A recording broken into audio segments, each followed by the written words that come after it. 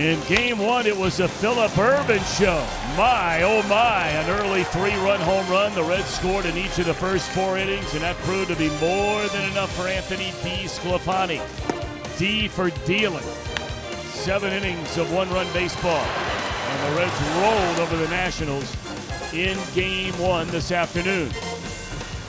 So now we turn the page on just a beautiful weather night in downtown Washington, D.C. The Reds and the Nationals in the second game of this doubleheader. And hi again, everybody. Alongside Chris Welsh and Jim Day, I'm Tom Brenneman. Great to have you with us.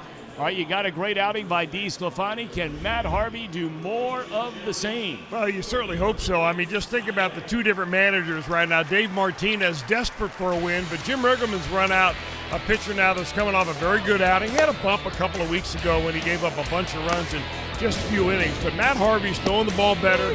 He feels like his arm is healthy. He feels the feel of the ball in his fingers, which is something that he went several years without doing. The slider's working good, so hopefully he'll have the same kind of outing that Anthony DeSclafani had earlier today. Jeremy Hellickson is the right-handed pitcher that the Reds will face tonight. Young man that pitched with the Philadelphia Phillies and the Orioles last year, came into camp as a non-roster player, and here he is right in the middle of their rotation now in the middle of the season. All right, when we come back, the Reds are making a big shuffle to the lineup. And you know Jim Day's all over that story and anything that has to do with the Reds, and especially Joey Votto. Jim Day is all over it.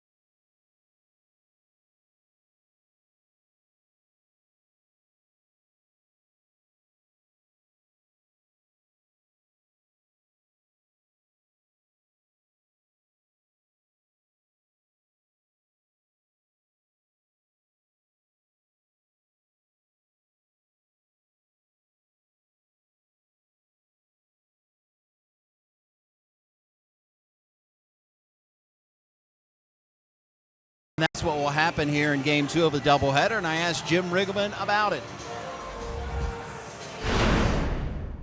Trying to find a way to get our best guys at the plate, our on-base percentage guys up there early, and also protect them as much as we can, you know. You know, with Winker and Schebler not being here, it's a little bit harder to protect hitters throughout the lineup deeper. And Riggleman not afraid to tinker with lineups or starters, etc. And we'll see if the Reds can get a doubleheader sweep. All righty, Jim Day, thank you very much. Here we go. Digging in is Jose Peraza. Had an outstanding first game like many of his teammates. And he looks at strike one from Jeremy Hellickson. This one underway. Andy Fletcher says strike one behind the plate. Crew chief Jeff Nelson at first. Chad Whitson at second base. Mark Wegner, the umpire, at third. What a beautiful night for baseball.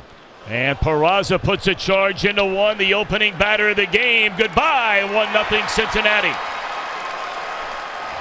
All of a sudden, Peraza, who couldn't buy a hit for the last week and a half, had 3 hits in game one and starts this one with a big fly. Man, is that an eye-opener for this ball club? I mean, when you've already taken down the game in game one, and you try to put a little pressure on it here in game two, you want to win, or you want to get on the board first, obviously. But man, oh man, your leadoff guy hitting it a long way into the bullpen.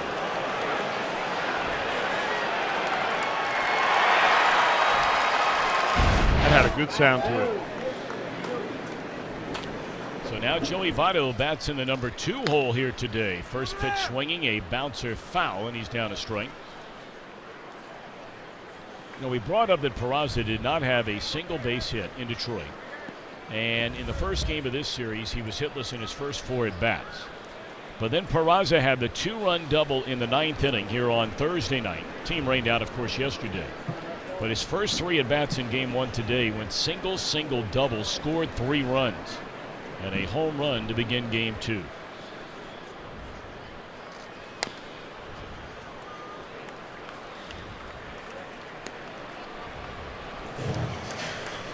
Votto checks in at 289, 9 home runs and 52 runs batted in.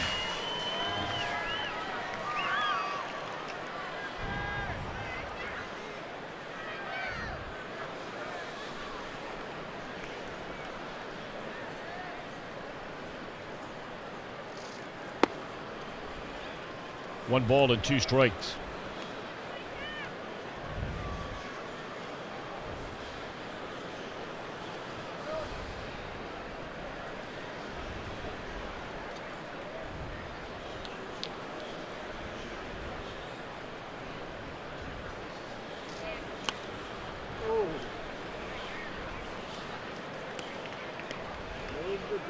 Let's take a look at the Reds starting lineup here tonight. You've seen Peraza and Votto, Suarez in the 3-hole, Jeanette bats cleanup. Then Williams, Barnhart, Preston, Tucker in left, Harvey in the 8-hole, Billy Hamilton bats 9th in center field. 1-2 to Votto. That ball hit him.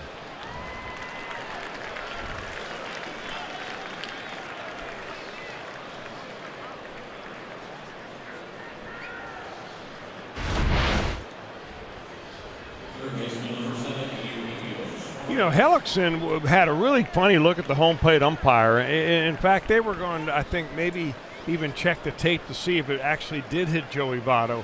But Hellickson may make an argument that that ball, if it did hit him, it actually hit him with his arm in the strike zone.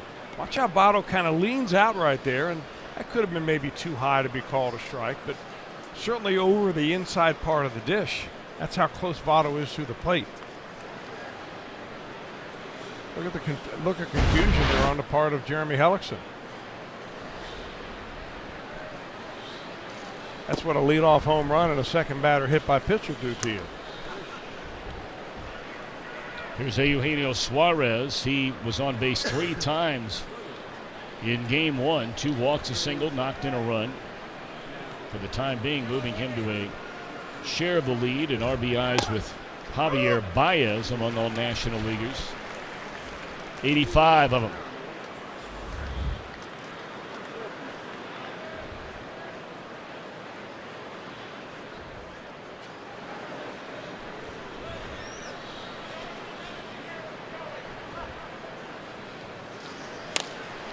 Down the left field line towards the corner, but hooking foul. And it's second time in 2 games that the Reds are facing a pitcher whose best years are behind them. You could say certainly that with Gio Gonzalez trying to get by now with a fastball that tops out about 90, 91. The same for Jeremy Hellickson. He's always been a pitcher that not overpowering, but had enough to make you respect his other stuff. Had a good curveball and a good changeup, but now he's topping out about 89 miles an hour. And you've got to be pinpoint with your control on the edges of the plate to make that happen. National signing, really no risk, minor league contract, invite to spring training. Did not make the team out of camp, but as soon as he got healthy and ready to go, they brought him up here.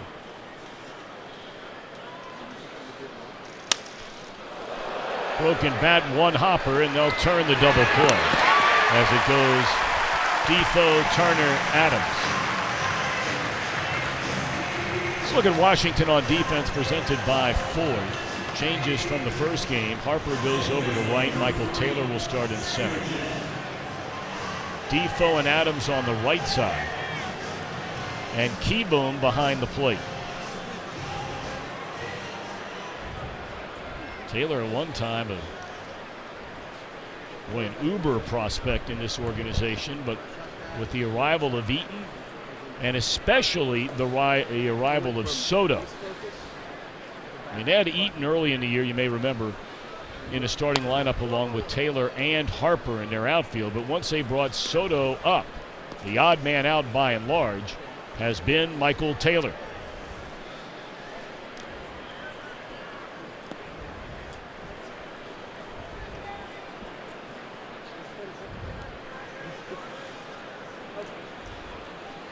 Scooter Gennett, a pinch hitting appearance in game one.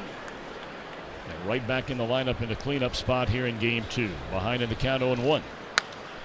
Jerk foul.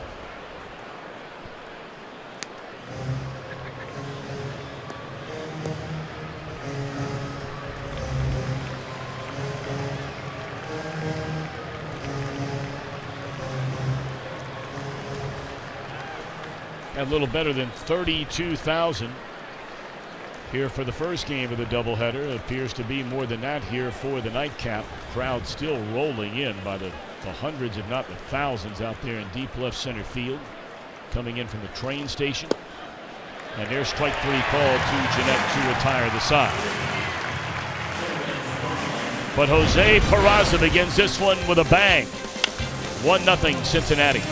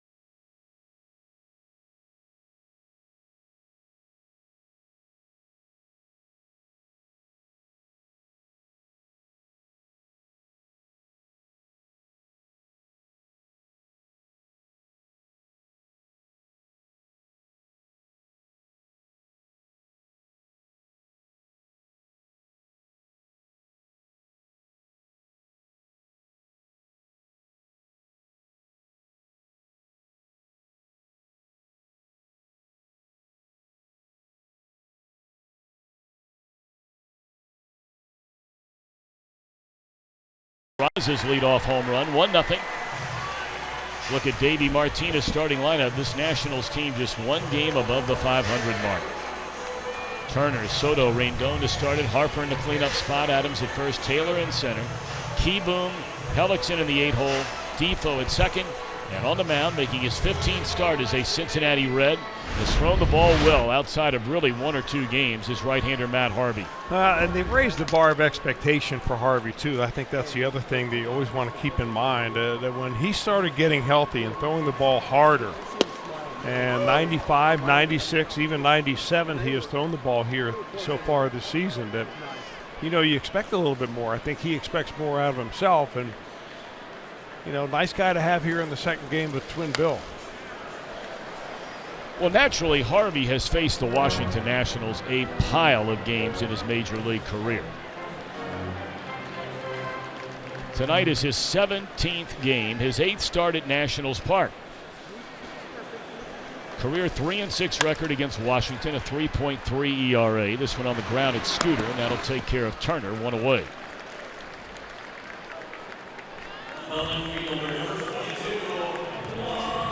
I mean, there was a time that Harvey just dominated this team, and that started to change after some of the injuries beginning in 2016. The Reds on defense, presented by Ford. Tucker and Williams, new additions to the starting lineup here in Game 2. Likewise for Jeanette and Barnhart.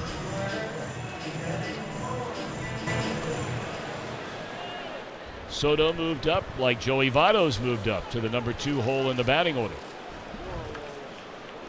I think Soto does that every at-bat. Before the pitcher goes into his windup, the first pitch in the at-bat, he asks for timeout. Seen that 3 or 4 times in this first 2 games. This ball is scalded. Straight away center field. Hamilton plays it perfectly off the wall. And ahead of the tag, it will be Soto with a double. Boy, is he impressive. Hits the ball everywhere. With authority. I mean, this was a line drive. If he hits a little bit higher launch angle on this, it's an easy home run. But that ball is just smoked right over the head of Billy Hamilton. If Hamilton can't get it going back, no one can. But look at the throw by Billy. I mean, 2 hops right on the money.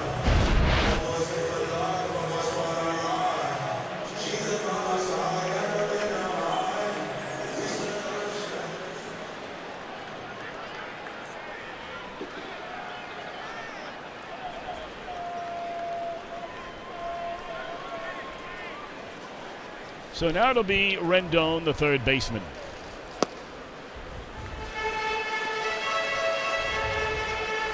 Cubbies won earlier today. Second straight day they beat San Diego 5-4. Cubs have had to hang on in each of those 2 games, but hang on they have done, and that means they will hang on to the lead in the National League Central Division. Line into left center field. That'll be a base hit by Rendon, another 2-base hit. So back-to-back one-out doubles, and just like that, we're even at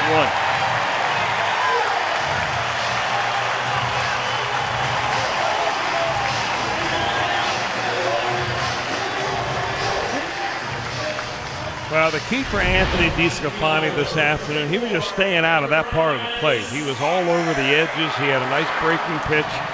This is the team that can really hit a fastball. If you throw it in the hitting zone, they are right there with it, especially at the top half of this order. So Rendon, Harper, Adams. Tough outs for right-handed pitching.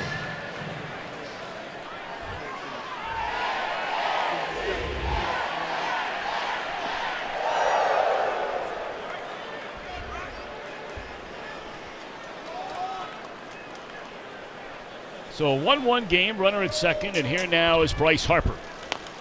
First pitch swinging way out in front. And Votto feeds Harvey at the bag. On to third goes Rendon, 2 out.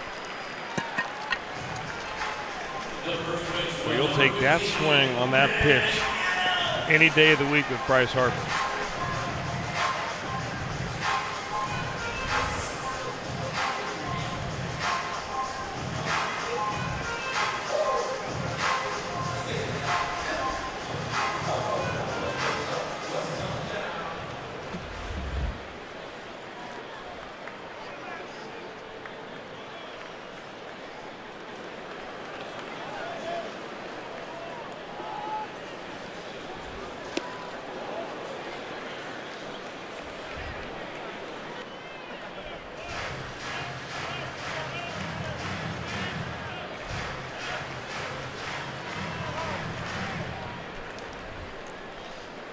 Matt Adams did not start the first game. He's had a really nice year. In fact, he's playing his way into regular playing time at that first base position, sharing time technically with Ryan Zimmerman.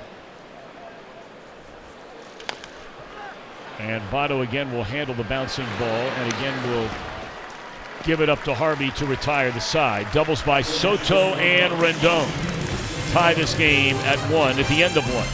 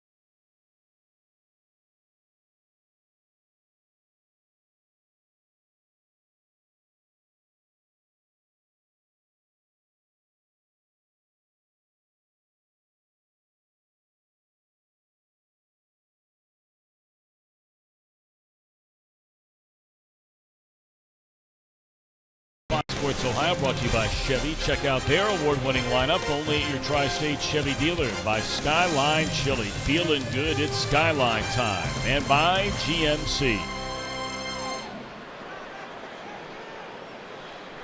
1-1 game. Reds come to bat here against Jeremy Hellickson in the second inning. Mason Williams to be followed by Tucker Barnhart. And then Preston Tucker.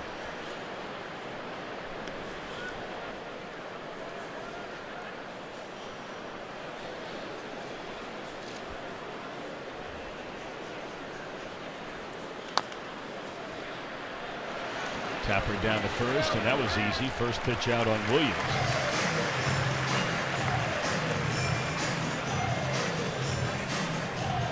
I don't know about you, Chris Welsh, but I was a little surprised. I understand the righty-lefty thing. Preston Tucker being a left-handed batter, Mason Williams being a left-handed batter. But, you know, the way Urban has swung the bat not only in Game 1, but really since the All-Star break, when given the chance to play, you know, oftentimes you'll want to ride the hot hand.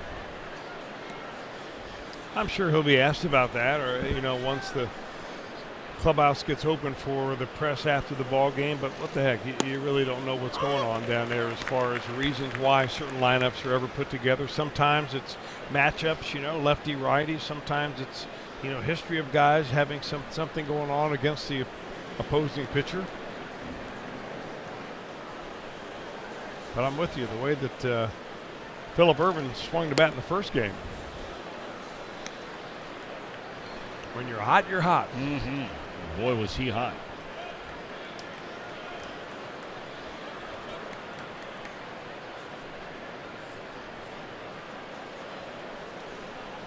One ball, one strike on Tucker Barnhart. And it's pulled foul. Well, you're looking now at the signature pitch there, Jeremy Hellickson. He's always been a very good curveball pitcher, had an excellent changeup in his day. Young man that was once the American League Rookie of the Year in 2011 when he came up with the Tampa Bay Rays.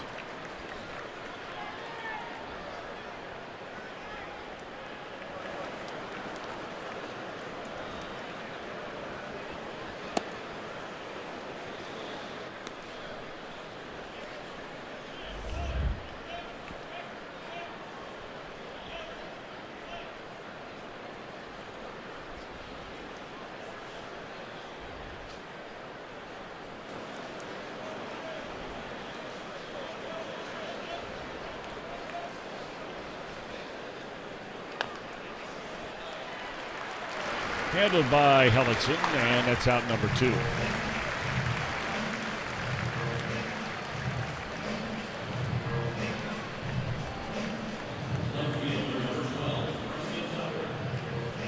What a whirlwind last year or so it has been for Jeremy Hellickson. I mean, he was pitching for the Phillies in 2016. He went 12 wins against 10 losses, good earned run average. Then in 2017, at the very beginning of the year, he's trying to come to a contract agreement with them, and they offered him the standing offer that you give to a player that you don't want to lose free agency. So he ends up taking that, and it was $17.5 million, signed a one-year deal. And then last year just blew apart on him so quickly and so badly that he was traded to the Baltimore Orioles right at the trading deadline. His first outing with them was terrific and then went downhill from there and could not find a job this winter. Eventually signed a minor league deal to come to camp as an invitee. So from one year to the next, he takes a qualifying offer and then comes into camp as a minor leaguer the next season. It's a 1-2-3 inning for him. 1-1 game.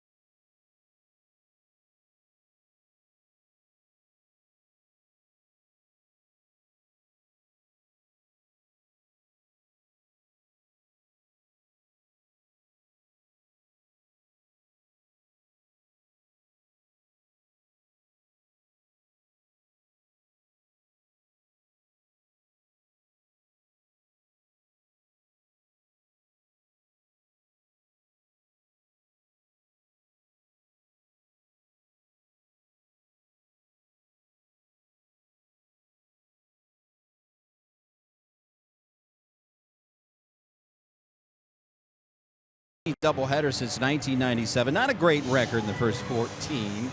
And the last time they swept a doubleheader, you got to go back to 2014 versus the Cubs. On the Nationals, they've been swept 4 times in 31 doubleheaders since moving to Washington in 2005. Think about that. Reds, this is their 15th doubleheader since 1997. 31 for the Nationals since 2005. That'll happen when you rain out a lot of games. Well, that's what'll happen a lot when you call off games. I mean, we got in here today, and they have over the PA, not the PA, but around the ballpark, they have a local talk show on. And I don't know who the co-hosts were, a man and a woman. And, I mean, they were going off on the Nationals, canceling that game here last night. It never rained hard enough. It didn't rain until close to 9 o'clock. The game was scheduled to start at 7:05. They canceled it 15 minutes before the start.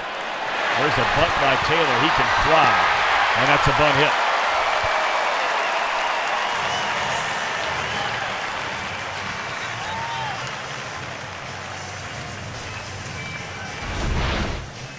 He can fly, and that's the biggest part of his game. When you get that bunt down in that area right there, nobody's going to make the play.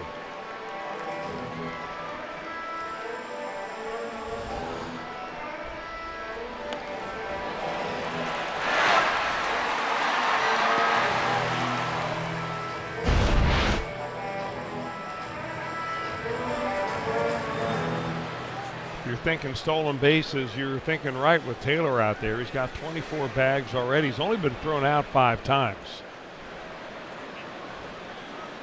And boy, he has a huge lead over and there. He's kind of leaning, too. You know, a lot of times it's hard for a right-handed pitcher to see exactly how far that runner is off first base. I mean, we get a good look at him because we got a camera that's zooming in, but so many times those throwovers to first are called out of the dugout.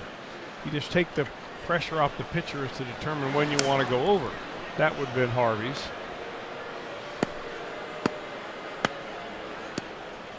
So when Tucker Barnhart looks into the dugout, he's not looking for a pitch to call. It's all about defensive signals.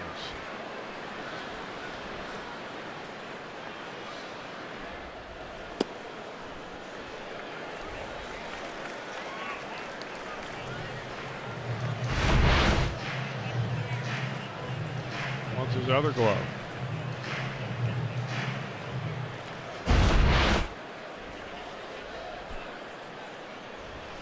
Well, if that's the case, I'm surprised they haven't stopped this game and brought him out a new one. Unless it's not a huge deal. But that is an enormous lead by Taylor. That ball swung on and fouled out of play off to the first base side. I don't know if I can ever remember a player, you know, back when we were kids and, you know, Joe Morgan was playing on the AstroTurf and he'd get both feet, you remember, out on the turf beyond the dirt area. Now, obviously, this is an infield exclusively made up of dirt. Yeah, but remember, every cutout is different. Even back in Joe Morgan's day, those cutouts were never uniform from stadium to stadium. So it's sometimes difficult to judge going from park to park. We'll tell you exactly, though, with our graphic there, 13 feet. Pull foul. You know, the other thing that Taylor does, and it's worth taking a look at, is that when he takes the lead at first base, he'll slightly angle his right foot towards second, which helps him kind of get his hips and right leg already open a little bit.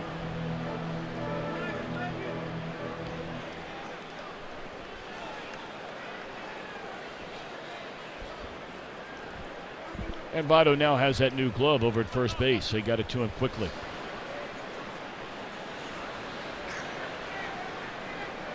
And someone down there, whether it's Rick Stowe or one of the local clubhouse guys or a trainer, if there's some kind of problem with the webbing, they'll get right to work on it right away.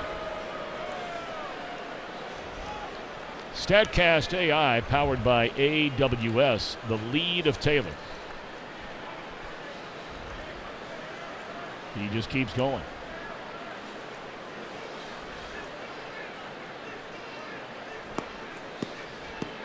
"15 feet it swells to." He started and stopped. As far as we can tell, we've not seen Billy Hamilton take a lead longer than 13. As that strike three on the batter Keyboom, one away in the inning, and here comes the pitcher Hellickson.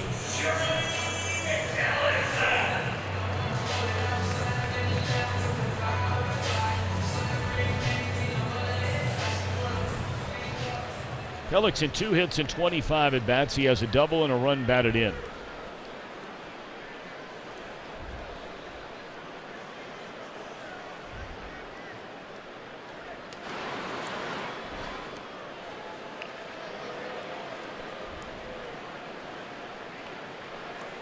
You know, with as big a lead as it is right here, I'd almost like Michael Taylor to go ahead and run and have the pitcher take a pitch.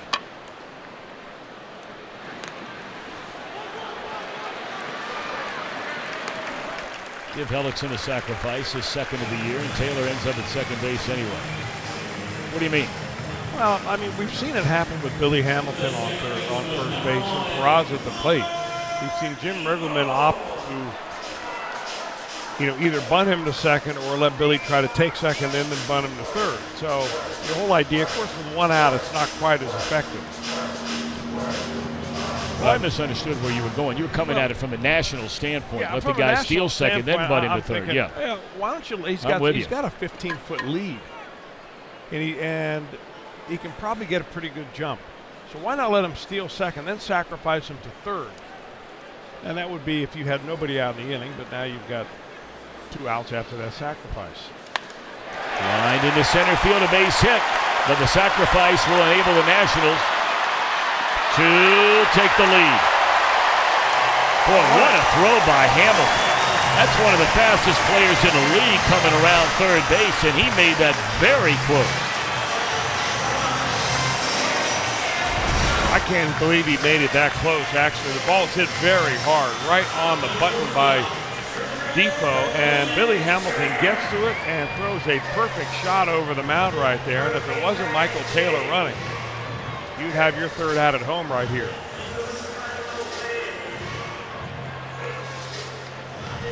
So Defoe getting a rare start and comes up with a big 2-out hit.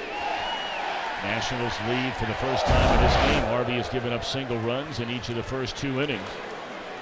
And now back to the top and Trey Turner. Defoe advances on to second on that throw to the plate. In the hole it's short. Got to cut it loose here in time to get the speedy Turner to retire the side. But a tie-breaking run on a 2-out single by Defoe.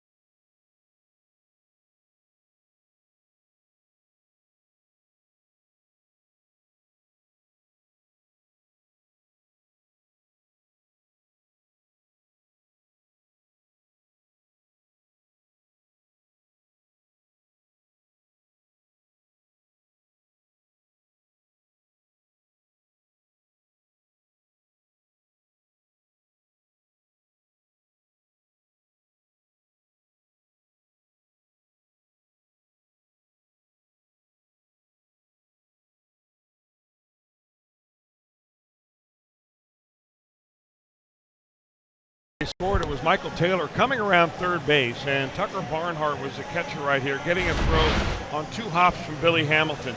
This is exactly why they instituted that rule a couple of years ago. They call the Buster Posey rule, to make sure that the runner doesn't deviate from his baseline and basically blow out the catcher right here. And Barnhart, as we run this forward, you're going to see he would be really dead to rights. He would be looking for the ball coming in. The runner back in the old days could just level down on him and basically knock him into the batting circle. So that was exactly the play that they have instituted to protect catchers from those run-over plays at home.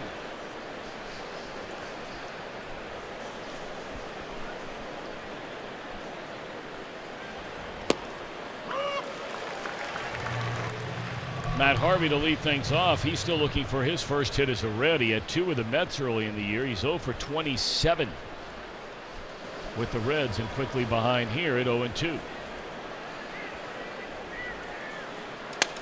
Puts a bat on the ball, and Defoe, who just knocked in the go-ahead run, will throw out Harvey.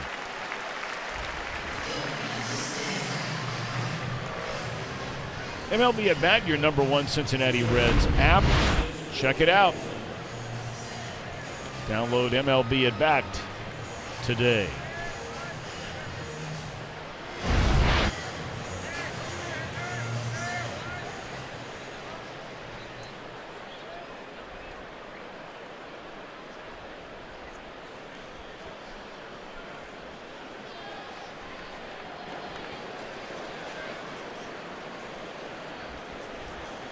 Billy Hamilton, the #9 batter. Reds trailing 2-1 here in the third. And a breaking ball in there, a strike.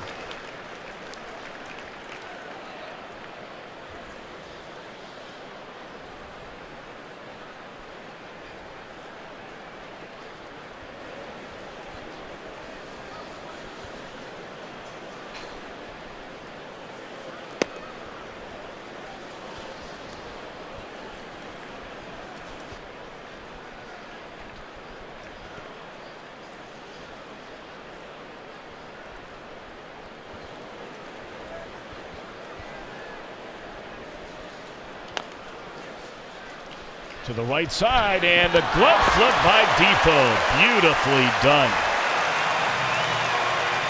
Well, you can't do any better than that. He must have a Spock Sports Ohio package on his television. Been watching Brandon Phillips for several years doing this. We saw Brandon over and over again do that with the highlight cesta. Nice dish. 2 up, 2 down for Hellickson, who, since hitting Joey Votto following the home run he surrendered to the first batter of the game, has retired 7 in a row, picking up 8 outs in the process. And here is Peraza, that home run into the Cincinnati bullpen as the very first batter of this game. Strike 1.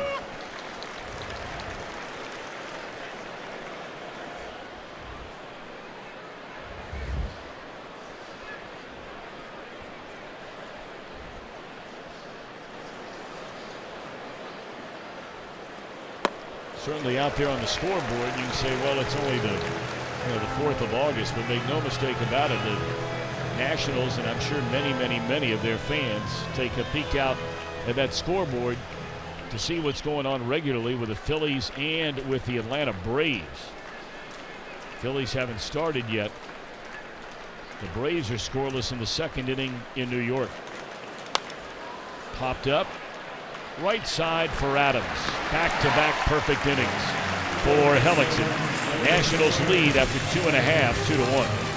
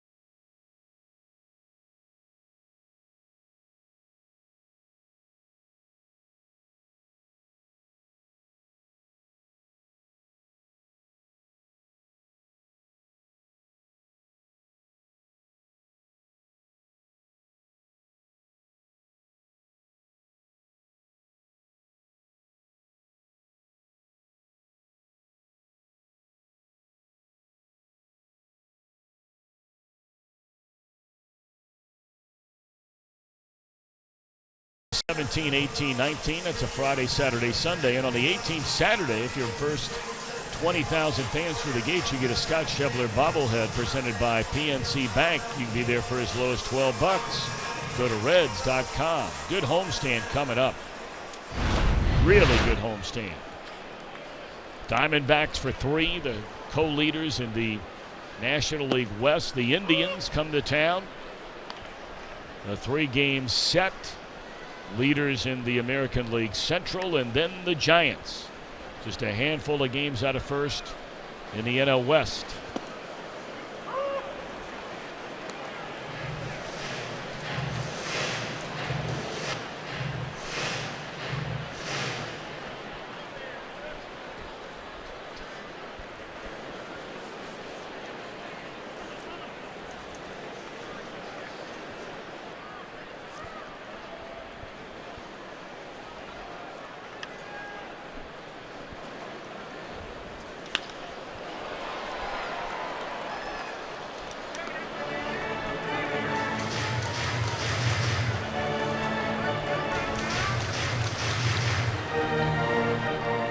Three best hitters in this lineup here in the 3rd inning. Soto, Rendon, Harper. Harvey has given up single runs in each of the first 2 innings tonight. 1 ball and 2 strikes. Soto doubled to straightaway center and scored the first run of the game for the Nationals.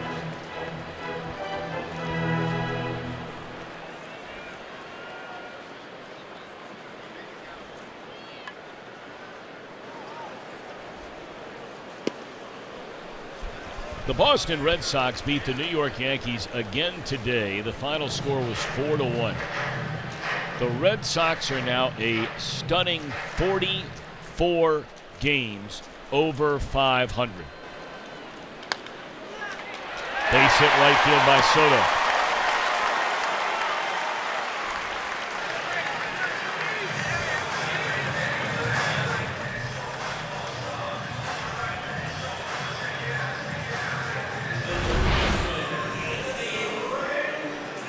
Boy, how excited must you be if you're a Washington National fan or a member of the front office and you're looking at this kid at 19 years old. I mean, it acts like he's been here for 10 years. He's got a sweet swing. $1 million smile, too, to go along with it. Good-looking kid. What a future.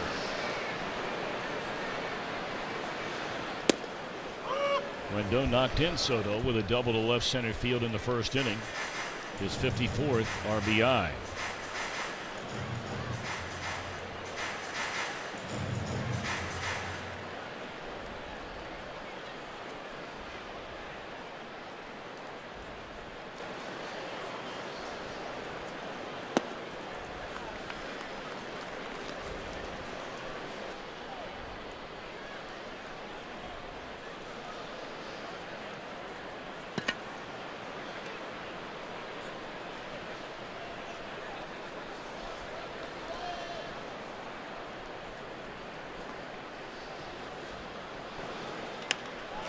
Another base hit by Rendon, and on to second goes Soto. We talked about this heart of the order. Back-to-back hits against Harvey to start the third.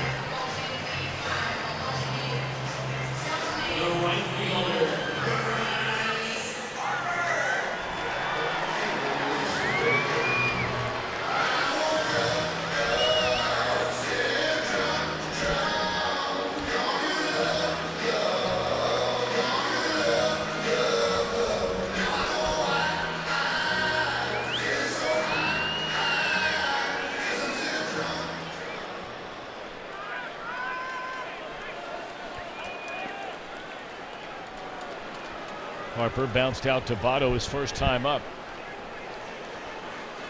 Boy, Harvey could use a sharp grounder right at Scooter Gennett here right now. Fastball on the outside corner, but a little too low. Ball 1 to Harper. Now they got Harper on a first pitch breaking pitch, a very slow curveball, and Harvey doesn't throw too many of those. It seems like he's throwing more and more recently than earlier. But a good hitter like Harper, you just can't go to the same well every time.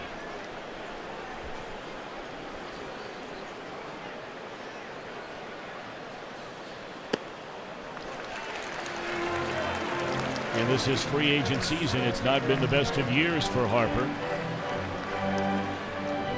A one-time National League Most Valuable Player.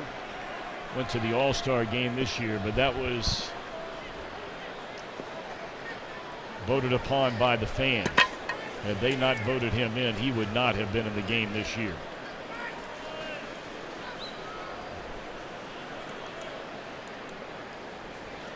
Well, he did win the home run hitting contest. That was exciting. Got everybody excited about that.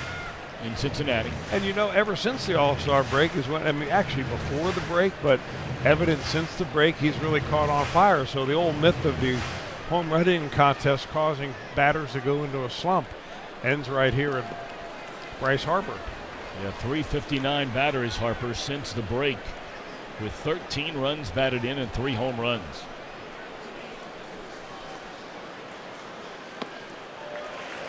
The one thing Harper has done, and we're going to see the walk-off home run in the home run hitting contest.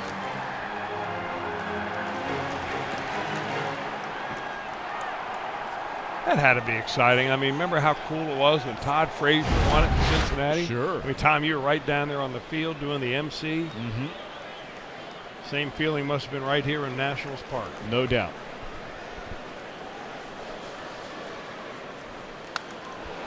Boy, did he take a rip at that 3-1 pitch. Mercy.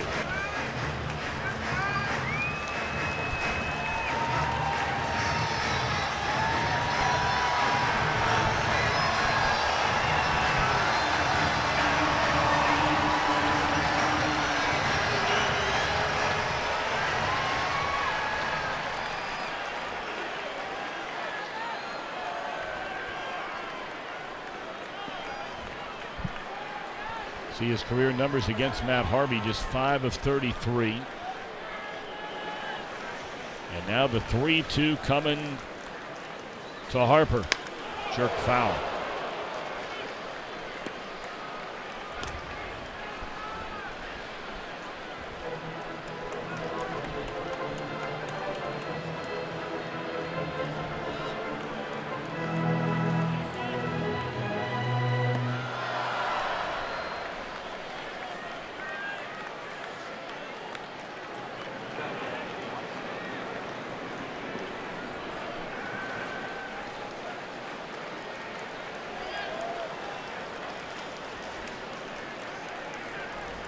Once more, the 3-2 to Bryce Harper. Got him to pop it up. Who's going to get there? Is anyone going to get there? What a play by Suarez. Over the shoulder reception in foul territory by Suarez. Beautifully done. Well, a great play, no doubt, but also a huge out because of who was at the plate and hit that ball. A lot of room here at Nationals Park in foul territory, and Suarez goes a long way. The only guy going to make it. Concentration there. Harvey covering up third base, so nobody advances.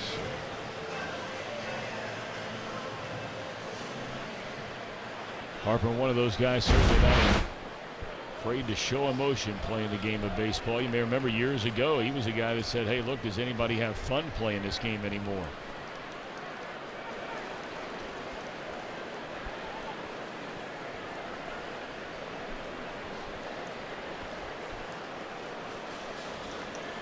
I don't know about you, Tom, but I love that emotion. No I doubt. want to see a guy angry when he makes an out. I want to see a guy celebrate when he does something great. I mean, it makes you as the opposition, just ratchet up your game just a little bit more. What was better theater this year? I ask anybody out there who watches Reds baseball regularly. I'm not asking what was the best moment of this season. But in terms of emotion and fire,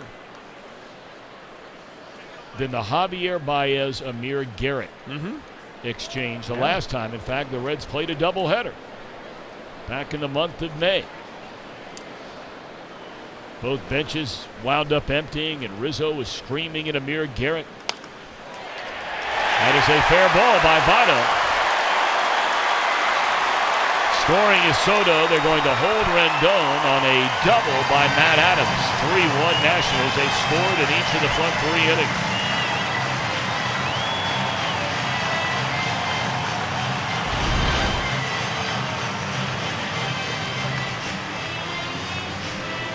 Adams gets a changeup right there, and he's able to keep it fair right past Votto inside the bag, and they score one and then move them up to second and third.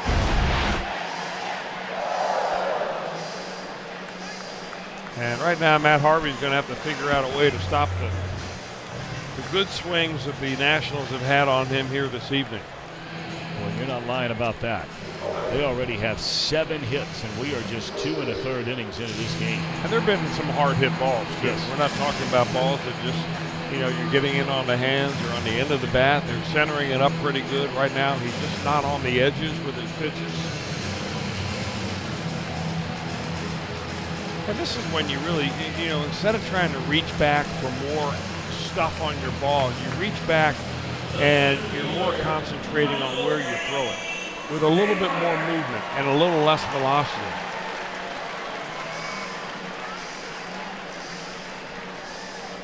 Second and third, no double play in order here.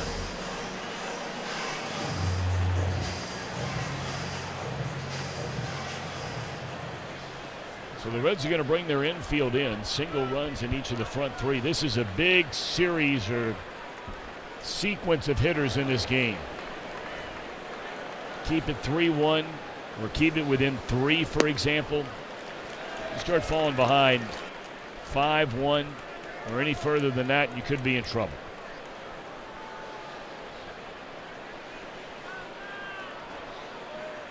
Taylor dropped a bunt hit his first time up and scored a run.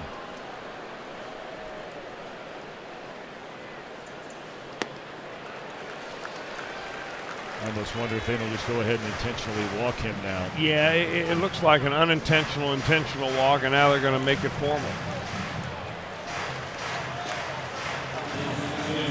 Remember when Tony La Russa used to do that as a manager of, I mean, a number of different teams he did it with. But most notably the St. Louis Cardinals, when he'd want to walk a batter. And instead of just signaling for an intentional walk, he'd have the catcher set up, 2 feet off the plate, and there'd be 1, 2, 3, 4 balls in the dirt. And he just didn't want to put the next guy who's coming up on alert that I don't think you can get a base hit here, so we're going to intentionally walk him. Try to make him think that it was unintentional. That strategy is now defunct.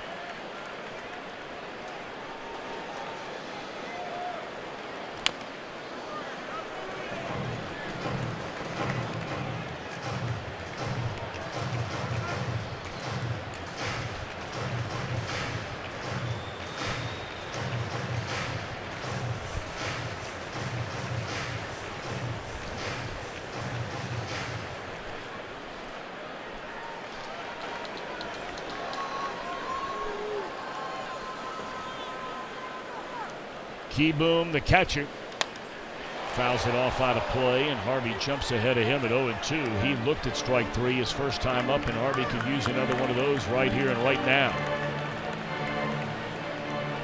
Or better yet, with the catcher running, maybe a sharp ground ball right at somebody. Rendon a couple of hits tonight, leads at third. Adams knocks in a run with a double. The walk to Taylor to load him up.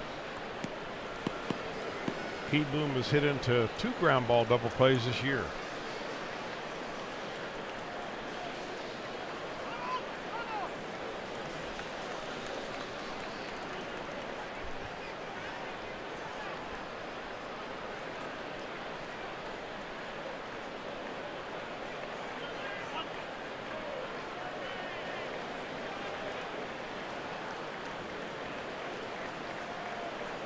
No balls, 2 strikes on Spencer Keyboom. Popped up. Infield fly rule in effect. Suarez in foul ground for the second out of the inning. If fair. And that was a foul ball. We didn't hear the umpire say that, but the umpire does signal infield fly rule on that. If it's close to the line, he'll signal it with his hand. What they do is they wait till the ball is at the very top of the ball flight at the apex and then call the infield fly, and then he'll be saying it to Suarez, if fair. You got it right, partner. Even if I didn't, it wouldn't be the first time. Right. Nor the last. I would sign you up the last. For summer school. That wouldn't be new to you either. And that wouldn't be the first and last time either. Swing and a miss. You got the pitcher here. 0 in, focus, take care of business, and keep it a 2-run game for Harvey.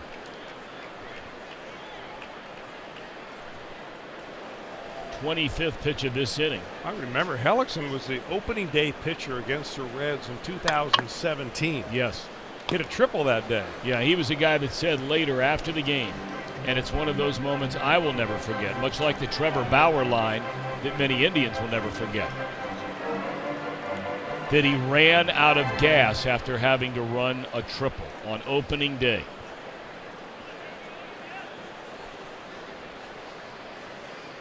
Now I know why you remember that.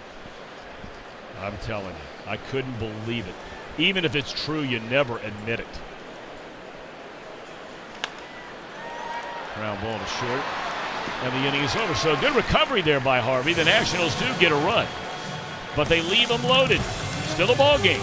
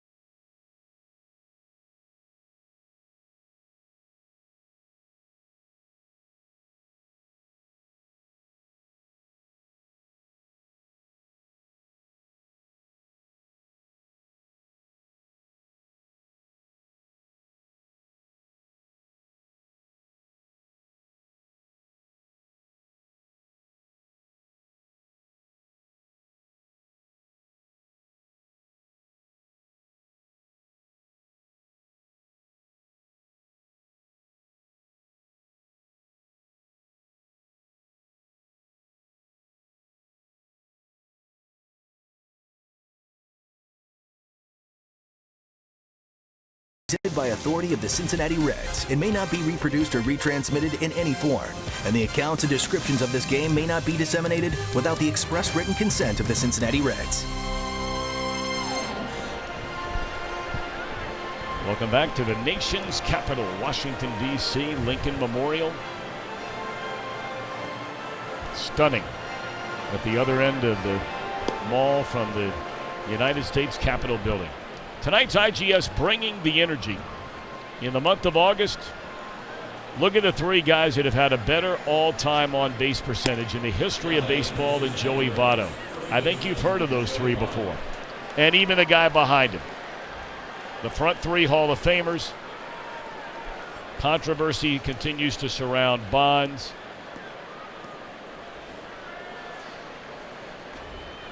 And Votto a long ways from thinking about that, but that's incredible. That is incredible. I say a long way because he's nowhere close to being even retired. You got to wait 5 years to be voted upon.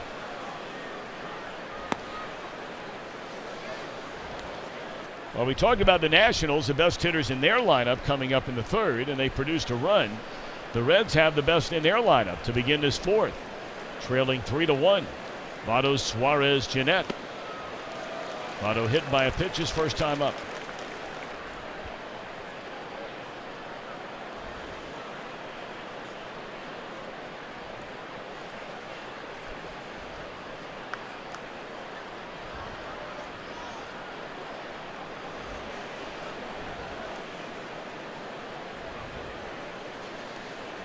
Votto just 9 home runs on the year, 52 runs batted in. There's a fly ball into right center. It'll be handled by Harper, one away.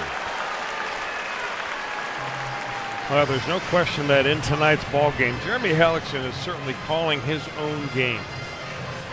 He shook off 4 signs before he finally got to the one that he wanted from his catcher, Spencer Keyboom. Keyboom wanted another slider, a fastball in, a fastball away, and ended up with, I think, a cutter, and ended up getting a little bit in on the bat of Votto.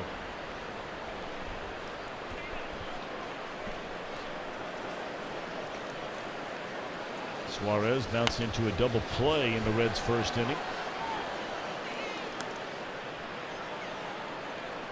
Started with a broken bat ground ball to the second baseman. There was a runner obviously on at first at the time. And they had Defoe pretty much playing straight up. But with no one on, they put a big shift on Suarez. Well, the Brewers are all over Colorado. That game in the second inning in Milwaukee, and the Brewers lead 6-0.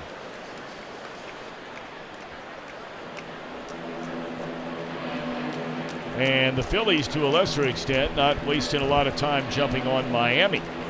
That game in Philly, 3-0 in the third.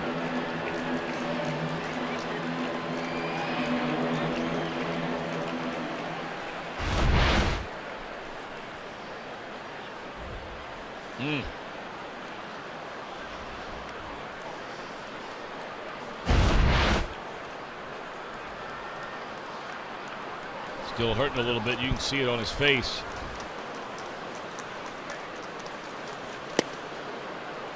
After watching that replay, I still can't figure out where that ball hit him. I thought the first time it was the foot. I thought the second time it was the back knee.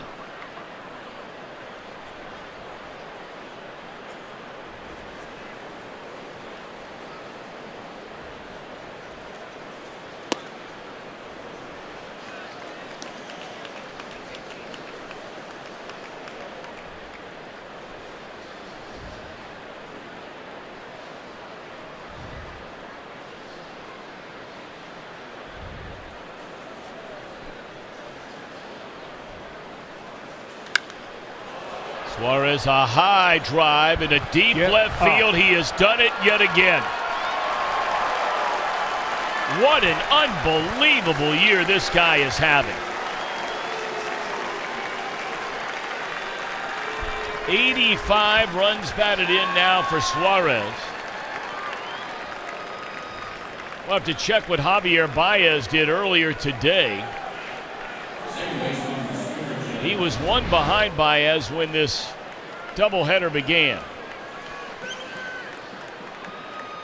That's the fourth changeup that he saw in one at bat, and finally Hellickson put it in a spot that he could barrel it up. He started him off with a changeup, threw a fastball, and then 4 more in a row, or 3 more in a row, and that last one was the doozy.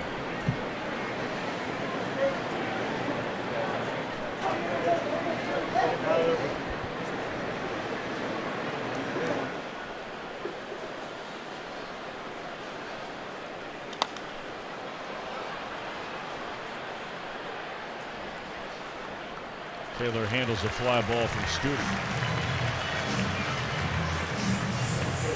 For the record, Baez did not knock in a run in that Chicago 5-4 win over San Diego. So Suarez officially is the league leader. And you see 12 home runs on breaking pitches this year, more than any other national leaguer. If we know that, obviously the teams know that as well. But that's Hellickson's really best shot at trying to get Suarez out. He doesn't have the fastball to do it, and just thought he could get him to pop that baby up a little bit. He did all right.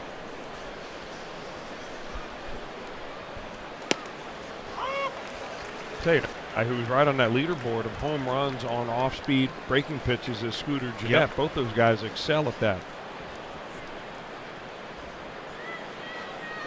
In fact, he has the second most with 10.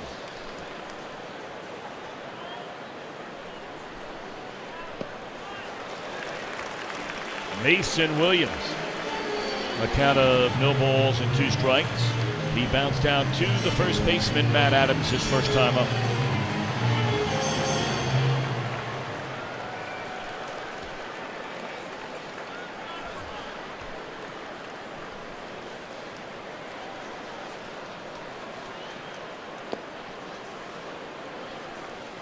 So just like that, the home run by Suarez brings the Reds within a run.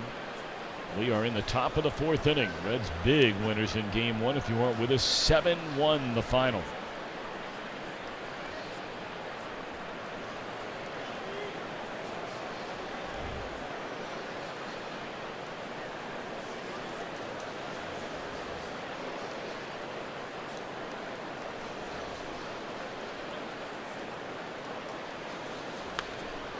I just want to get back very briefly to that comment I made earlier about the Boston Red Sox. Chris, the team behind them in the standings, the Yankees. Mm-hmm. The Yankees are 27 games over 500. 27 over. They trail the Red Sox after losing to them today by 8.5 games. The Red Sox are making a serious run for the all-time record for most wins in a regular season. Lou Piniella knows all about that. Did it with the Seattle Mariners. 116 wins. That ball driven by Williams into right center field. Taylor over to try and cut it off. This should be two. Williams can run. But the throw is high and then it's dropped by Defoe. Don't know if he'd have been able to get the glove down in time to make the tag, but boy, did Taylor get to that ball and get rid of it in a hurry. Yeah, they hit it very hard. A breaking ball that he went a couple of times in that at bat. Williams finally makes the adjustment. But what an arm here by Michael Taylor. He gets that ball, spins, fires, and if that ball is just gloved by Defoe, I mean, you've got him by a long shot. Now, Williams came up a little bit injured right there. Looks like he was rubbing his hand a little bit. Tag got him in the face, but I think that right hand is what's bugging him right now. Maybe the index finger.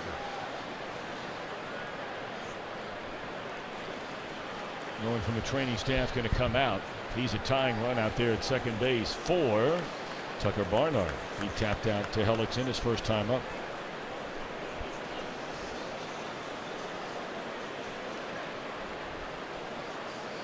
Well, Tom, I'll tell you about that Boston Red Sox team. The same thing I told my sister, who since moving to Boston a long, long time ago has become an avid Red Sox fan. Front runner.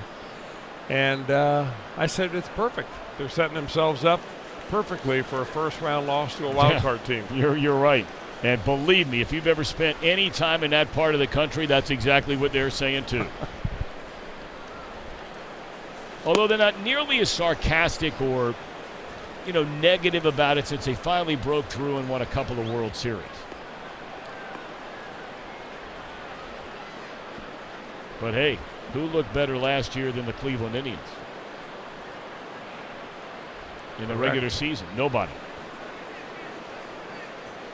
And after getting out to a 2-0 lead in the best of 5 over the Yanks in the division series, they dropped 3 in a row. 1-1 pitch coming to Tucker Barnhart. Almost hit him.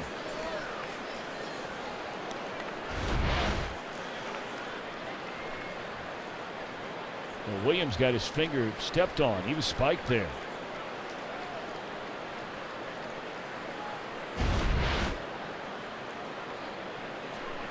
And there's a cut. Yeah, got a little cut on it.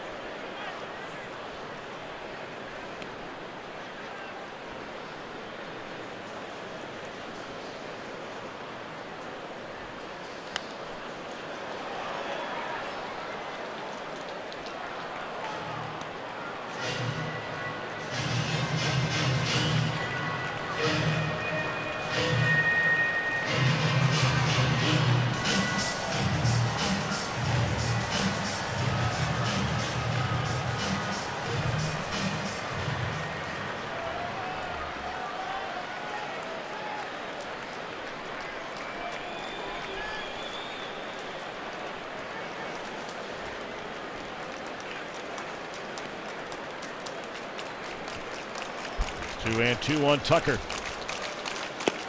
Strike 3 called on the inside corner. He thought it was too far in. Reds draw within a run on the home run by Suarez.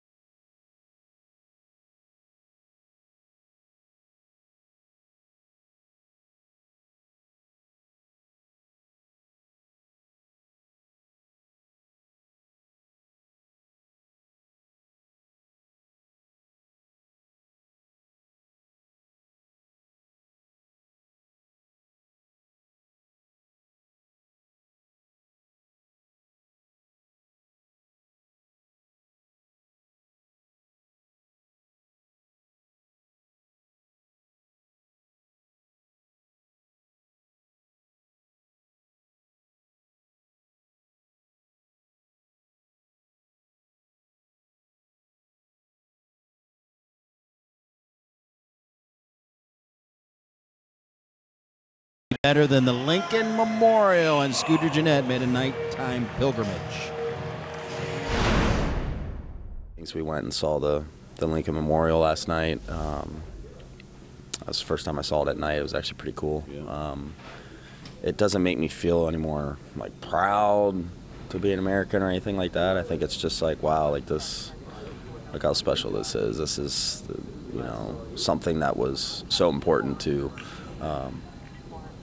you know, our country, that they put the effort to build something so amazing like that. And what he was alluding to is he feels proud to be an American every day, not just when he's standing in the Lincoln Memorial. But he went on in quite the Scooter fashion and said, then I realized, man, that's a big dude right there. That thing's going to be there a long time. Scooter. Scooter.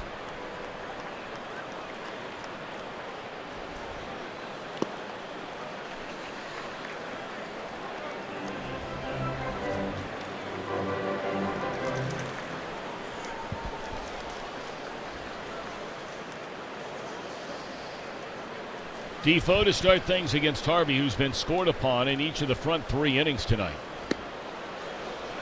1 ball and 2 strikes. Defoe knocked in a run with a single, a 2-out single that played in Taylor, breaking a 1-1 tie in the 2nd inning. 3 runs, 7 hits for Washington. 2 runs, 3 hits for the Redlegs.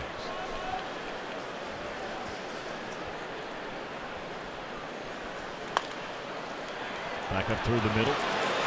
And Jeanette, a really nice play.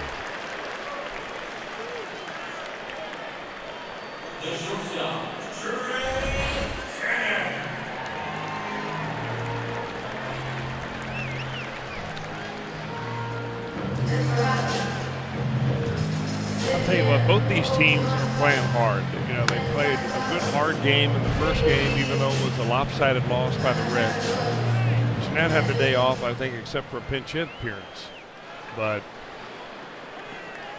I mean, they're hustling down the line. They're making good defensive plays. Good ball game.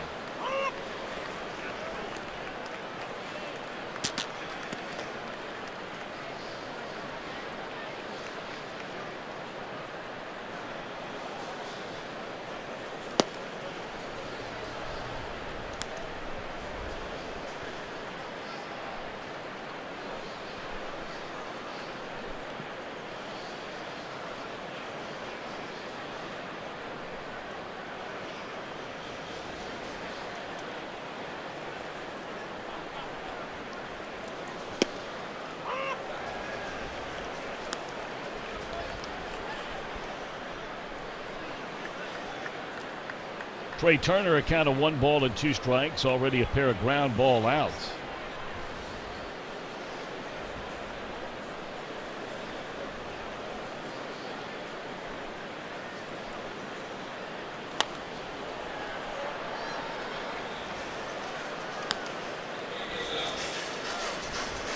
Turner having a rock solid year, however. 270 batter, 14 home runs, 47 batted in, leads the league in stolen bases, 9th most hits in the National League. Talented, exciting young player. 2-2.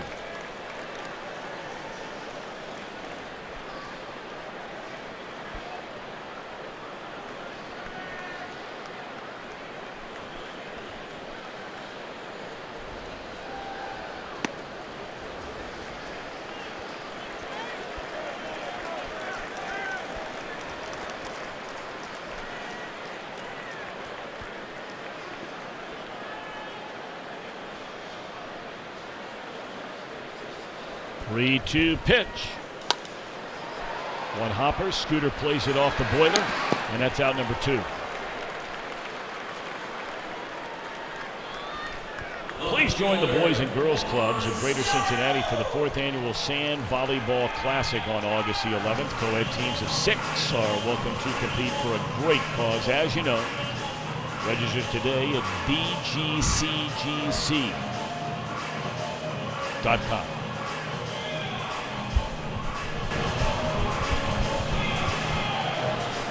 Harvey will try and retire Soto for the first time tonight. A double, a run scored, a single, a run scored.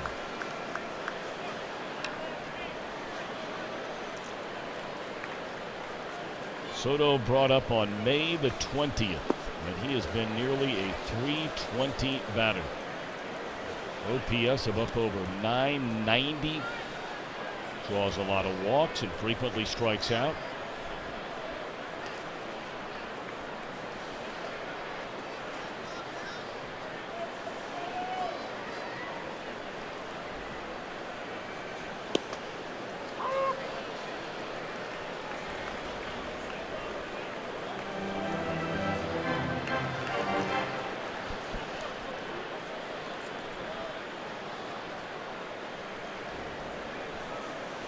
And Harvey the 1-1. Breaking ball just missed the inside corner.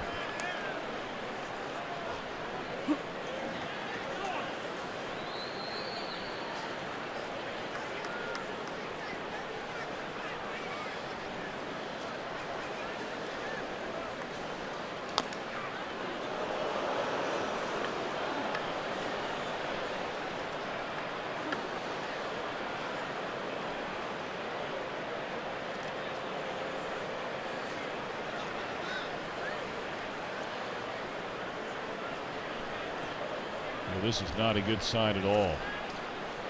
Soto is clearly in a lot of pain.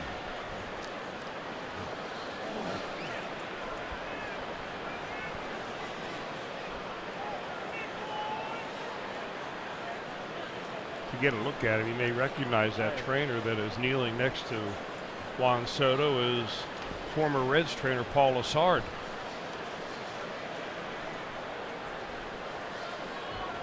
He went to Boston for a while.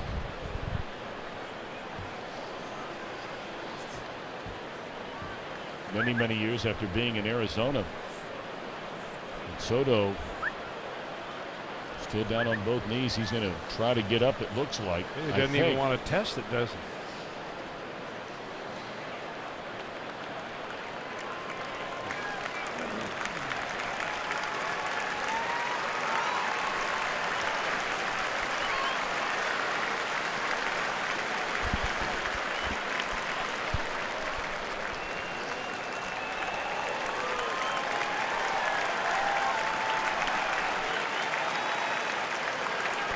Well, look,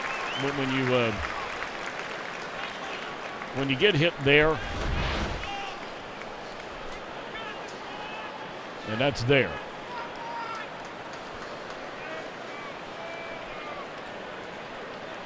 You know it's there.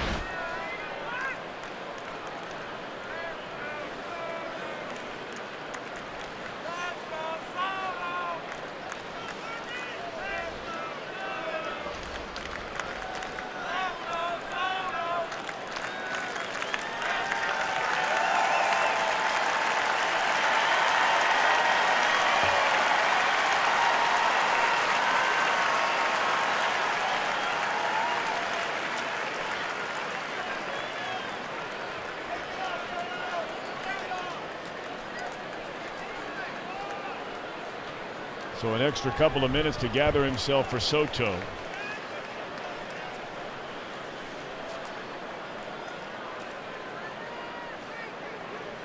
One more big deep exhale and he'll probably get back in there.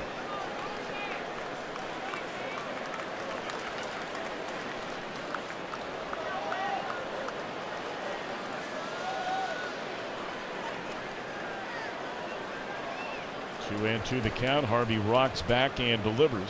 Fastball sails high and away.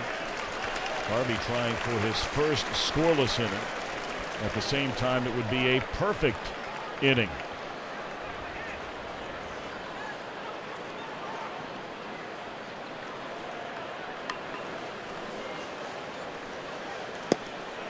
Ball four. Soto ends up drawing the walk. How about that?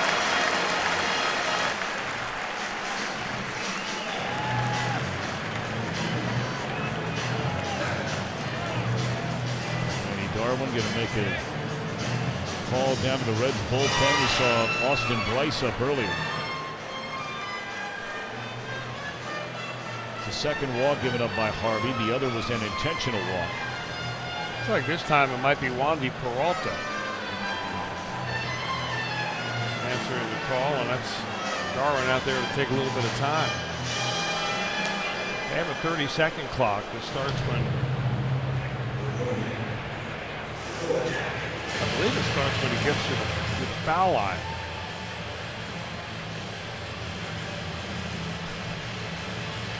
While we have a moment, let's get a quick message in from Miami Valley Gaming. Get ready to get lucky.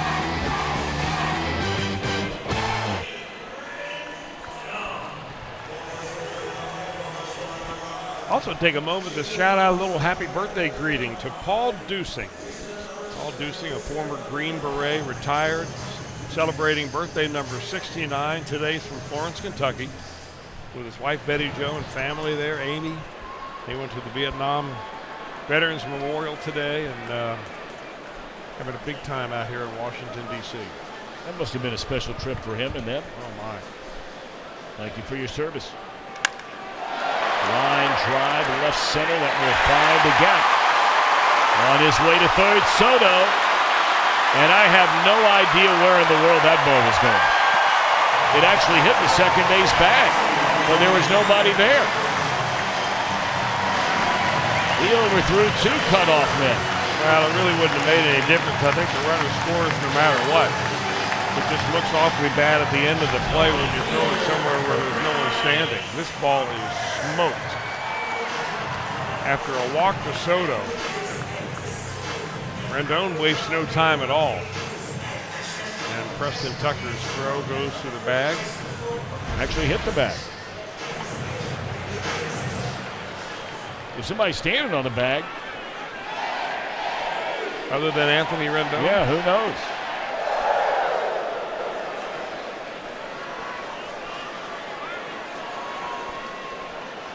Well, how about that? The course of two pitches.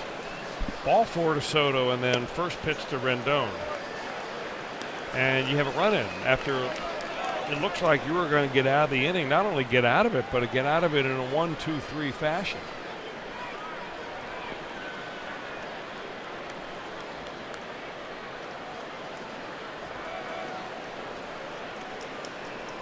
So now Bryce Harper, single runs in each of the first four frames against Matt Harvey here tonight.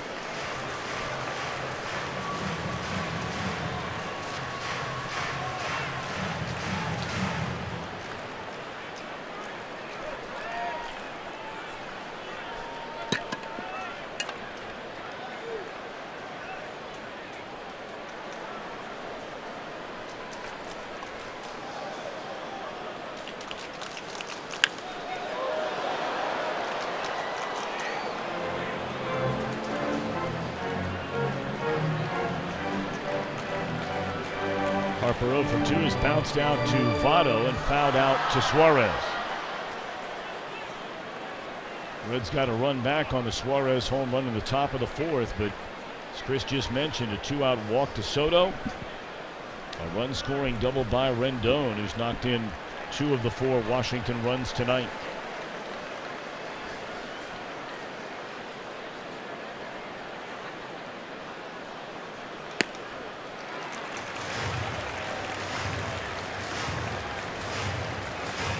Well, with the left-hander ready in the bullpen, this is probably it either way. As Jim Riggleman visits with Pat Kelly as bench coach. We have the pitcher spot due up second.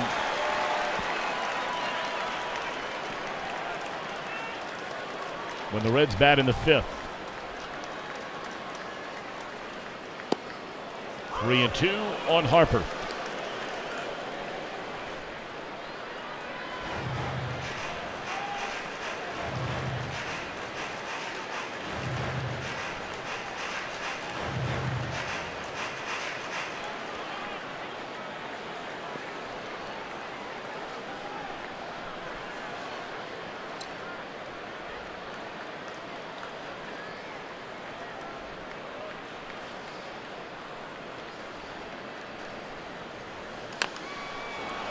Back to the mound. Harper 0 for 3 tonight.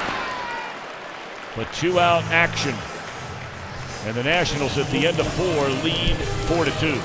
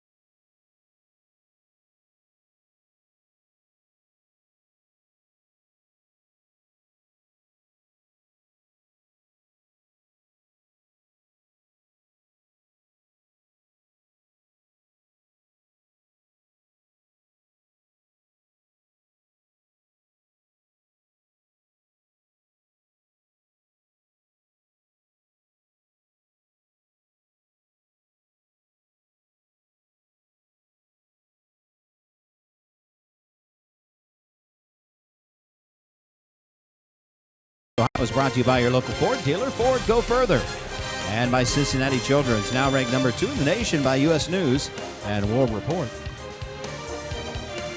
Preston Tucker will lead off for the Reds. He was excited about being traded to the Reds, but his dad a little more excited. His dad, born just outside of Dayton in Fairborn, Ohio, and was excited when son gave him the call on the news.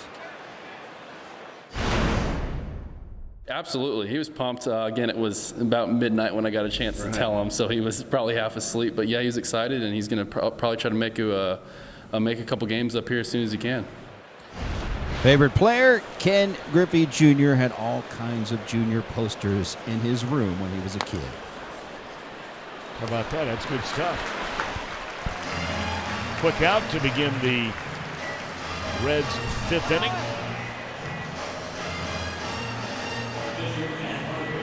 Is Tucker, so now we'll get Matt Harvey to bat. Apparently they're going to try to scratch one more inning out of Harvey here tonight. He's given up a run in each of the first 4 innings of this game while surrendering 8 base hits. And there have been some loud sounds coming off those Washington Nationals bats against Harvey here tonight. There's no denying that.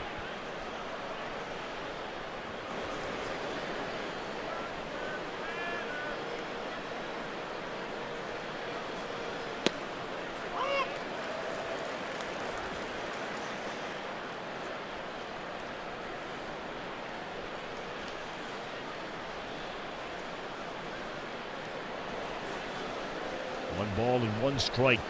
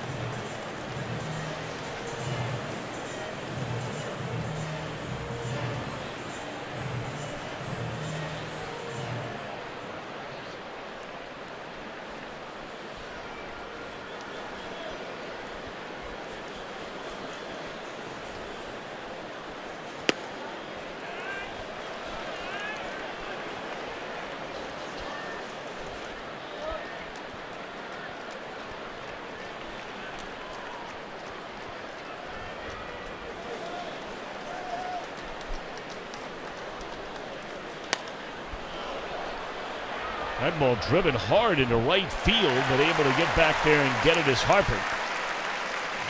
First 2 retired by Hellickson here in the 5th.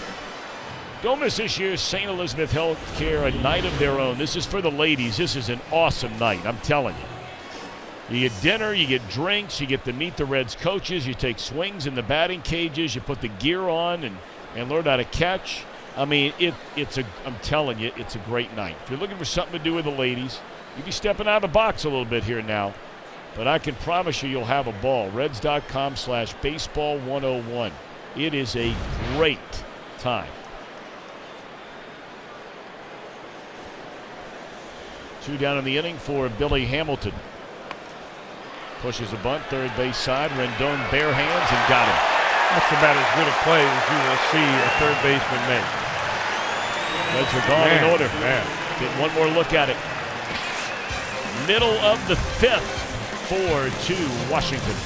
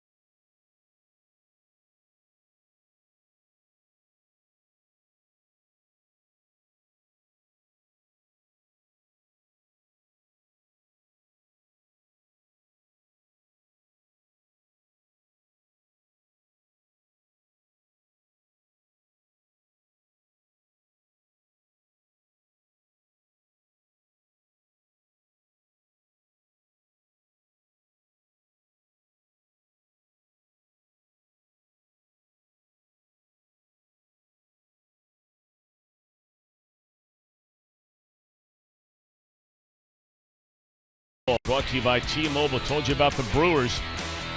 A 6-run opening inning, highlighted by a grand slam from the pride of Washington Courthouse, Ohio, Travis Shaw. And the Brewers now with a 7-2 lead. That game is in the bottom of the 4th inning. That's 21 home runs now for Travis Shaw. He had 31 last year, drove in 101, so he's trying to surpass that mark he set with his first season with the Brewers. Brewers trying to keep pace with the Cubbies, who won earlier today. Cubs began play one game better than the Brew Crew.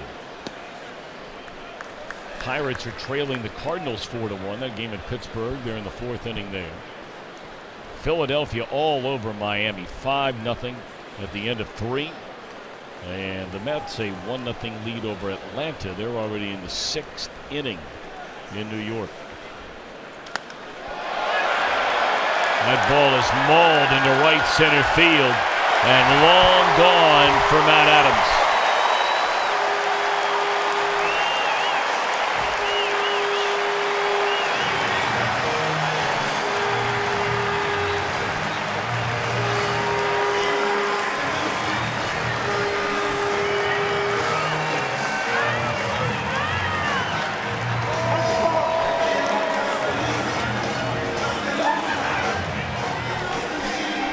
Tucker Barnard is really upset about something. He may have been thrown out of this game. He's certainly walking away like he was. The home plate umpire is Andy Fletcher. I didn't see anything. I was watching the home run ball, but it had to be a pitch that was previous to that he didn't agree with. Well, you know, he might still be smarting from being called out on the strike 3 pitch, remember, to end the 4th inning, and maybe there have been a couple of pitches that he felt like Harvey didn't get.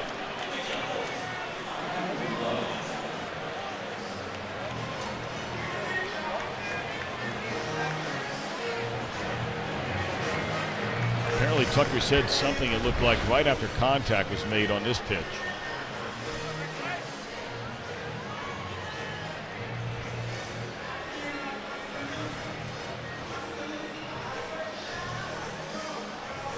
Well, he was thrown out before the ball got out.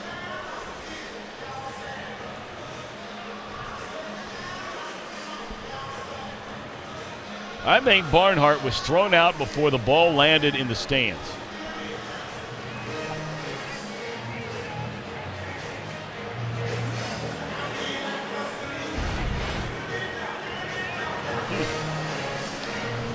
So the home plate umpire, Andy Fletcher, giving Tucker the heave-ho. And Kirk Casale, who caught the first game of this doubleheader, will come in. And that's all for Harvey. He gives up a run in each of the first 5 innings tonight.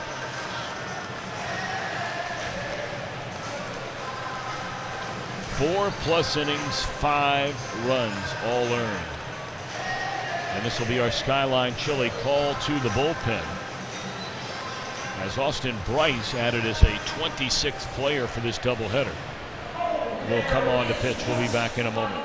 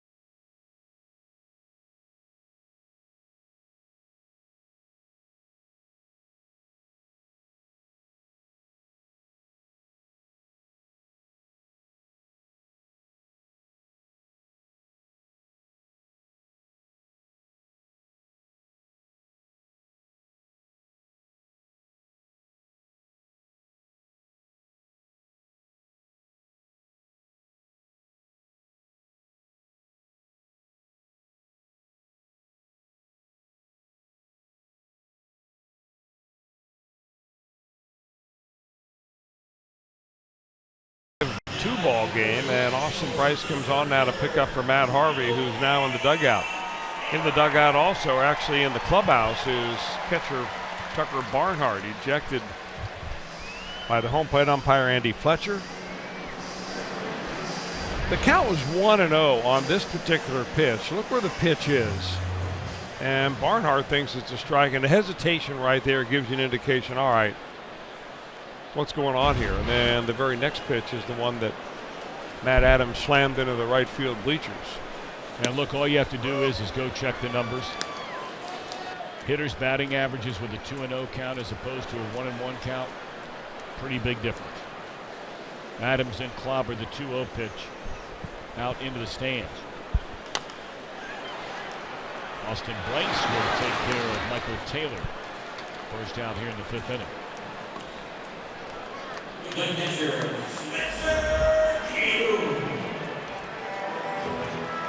Up and down a little bit so far this year with the Reds has been Austin Bryce, who was added to this day on the roster. When you have a doubleheader, you're allowed to bring up one extra pitcher, a 26th player, and Bryce is the guy that got the call.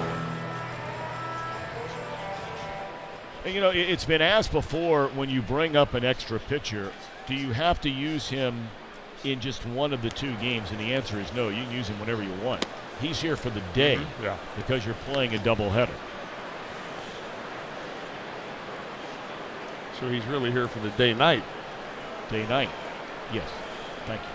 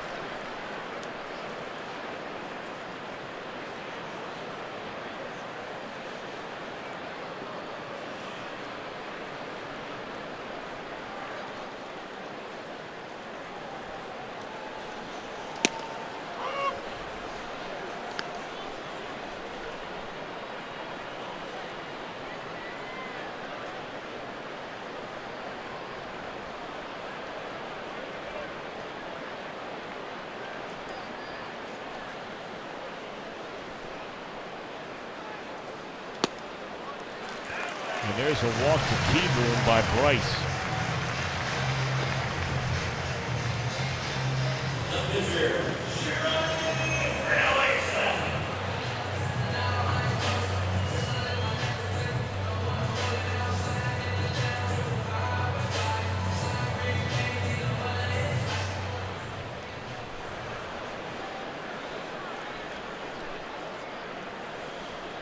Here's a pitcher, Hellickson, who's thrown a good ball game tonight. He's only allowed 3 hits, 2 runs. The 2 runs came on solo home runs. Peraza to lead off the game, and then Suarez with 1 out in the 4th inning.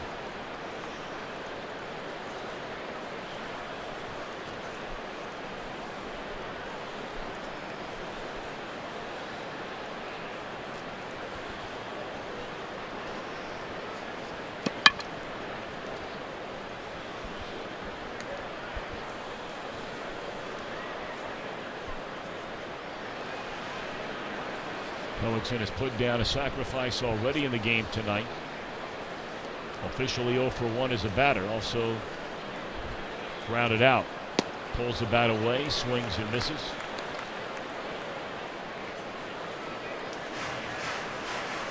Oh, 0-2 on Jeremy Hellickson.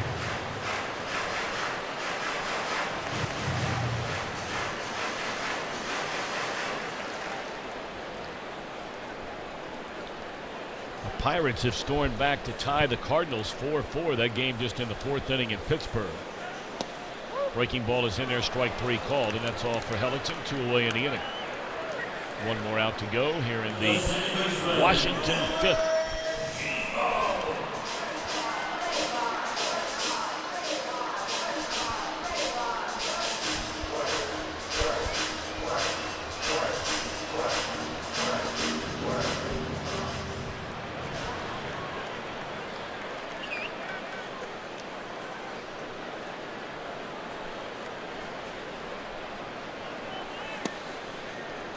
Defoe an RBI single in the second inning, and then had a hit taken away on a really nice play made back up through the middle by Scooter Gennett.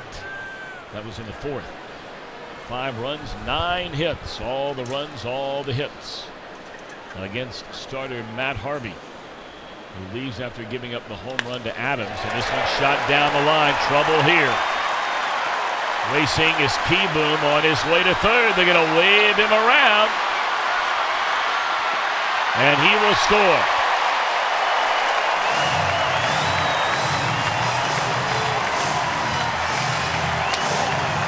Now, Chris, I got to ask you about this cutoff run. You line up 2 players out there. The closest one to you is Suarez, who has the best arm of those lined up. Should this throw, Peraza. Should this throw have gone to Peraza? It ail-mailed him. You know, I think the idea is that the second cutoff man is a backup cutoff man. Yes, that's what I mean, think. he's not the intended receiver, so to say. But you line him up there in case you overthrow the first man. There you have the second one. And look, the ball gets quicker to Peraza than it does with all that arc to the guy behind it. It's slowing down as soon as it leaves your hand. Absolutely. Yeah. Then you also compound it with the fact that one guy has a cannon in Peraza, and the guy who's behind him has been playing with an injured shoulder all year long and has a hard time throwing the ball.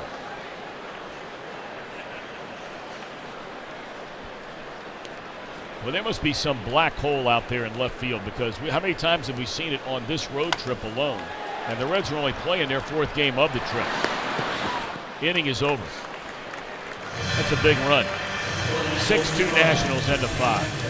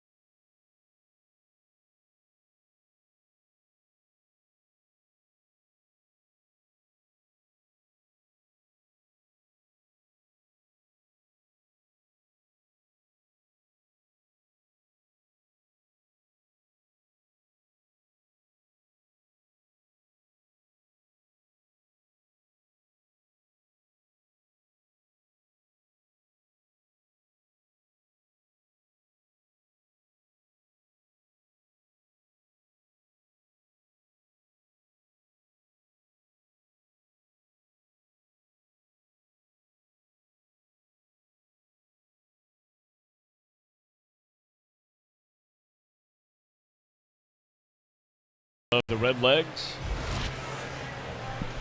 our Lowe's whole team together. The Reds have hit the ball when they've left Great American Ballpark, man. Their team average is #1 in the National League, and of course they play in the most hitter-friendly ballpark in all of Major League Baseball. Well, these guys get on the road. They like that meal money.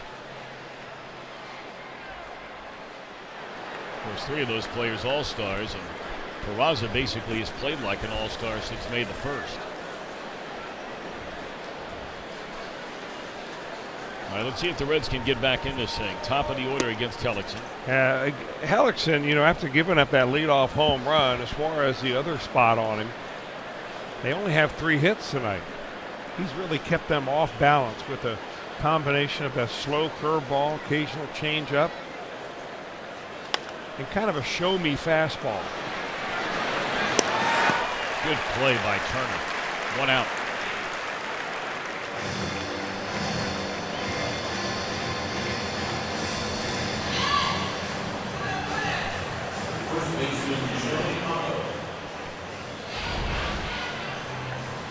We saw Turner do this a couple of times in the first game where you have a speedy runner, you've got to come a long way to get it, and you have to rush your throw. He kind of jumps up into the air, so it gives him a chance to put something on that throw.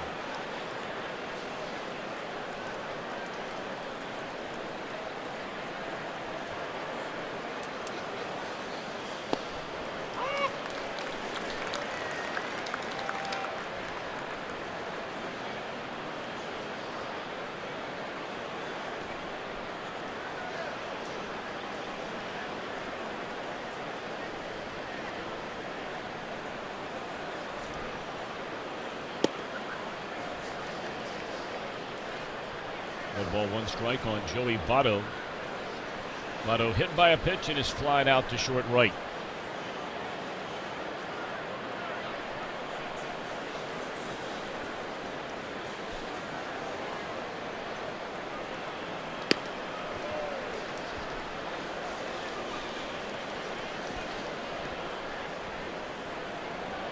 And I was really surprised that Hellickson lasted as long as he did before he signed as a free agent. Because, you know, the one thing you can say about Hellickson is you go back and you look through his major league career.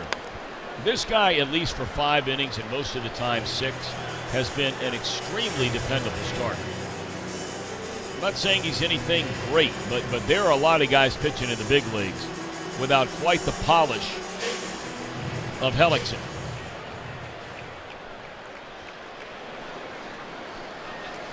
Well, he's a guy that you would normally pencil in for 11 or 12 wins a year. Yeah. You know, maybe 9 or 10 losses. Earned run average somewhere in the mid-4s. But he actually really never did sign a free agent contract. I mean, he signed basically a minor league deal with an invite to spring training. So think about how far he fell from what he thought would happen with him at the very beginning of 2017.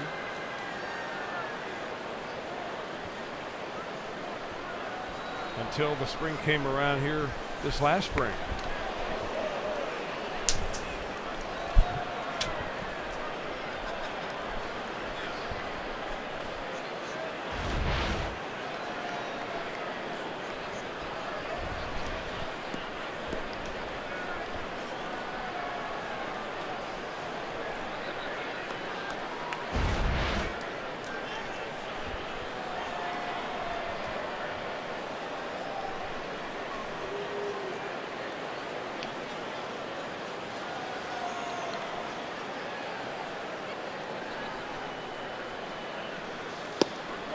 Votto looks at strike 3. He struck out looking twice in the first game of this doubleheader today. I'll tell you, to me, Votto looks like he's just a little bit worn out. I don't know whether it was the All-Star game and all the hoopla surrounding that, but he just has not been the same guy here. And sometimes, you know, you're used to playing every day, and your team's not winning ball games. You're thinking that you've got to get out there and lead them, and sometimes maybe an off day is warranted. Just my observation. I could be dead wrong, but that's what it looks like to me. 2 up, 2 down, and now Eugenio Suarez, who has bounced into a double play and hit a solo home run. Reds trail by 4, batting in the 6th.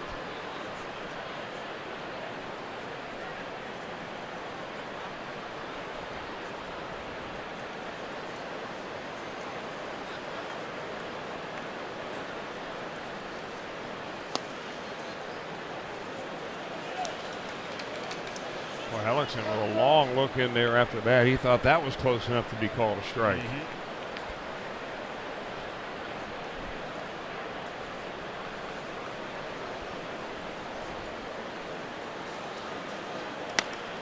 And against the shift, that'll be a base hit for Suarez, his second hit tonight.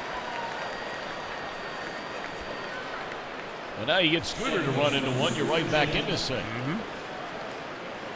Of course, this was a spot where Scooter hit that dramatic home run in the All-Star game this year. Tied the game in the bottom of the 9th into the bullpen out there and right. And we brought up earlier, Hellickson is a guy that generally you get to this point in the game, and this is where they tend to get him out of games. Yeah. And he'll just hand the ball to Davey Martinez, and they'll bring in a left-hander to face Jeanette. We'll tell you about him When we come back, 1 on, 2 out. Reds down 6-2 in the 6th inning.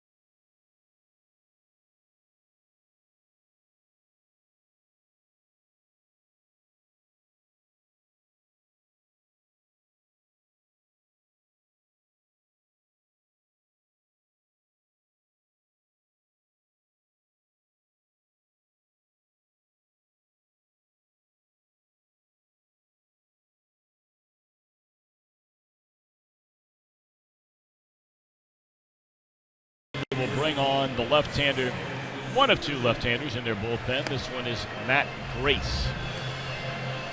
Man, of all the Reds hitters that have faced Grace, Scooter Gennett is the only one that has a base hit off of him. 1 for 4 in his career.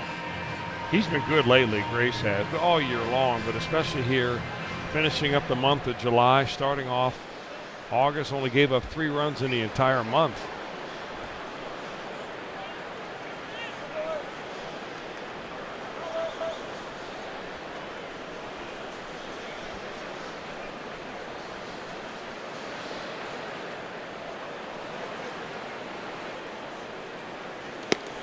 Fastball in the outside corner, a strike to Scooter Gennett. He didn't like that call.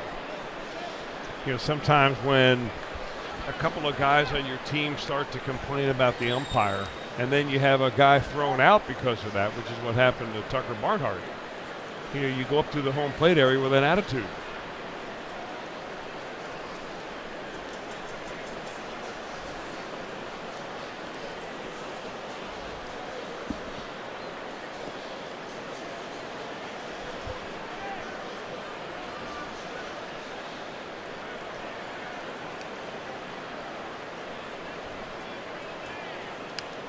Scooter a big rip there and fouled it back out of play. Fastball up and in on him.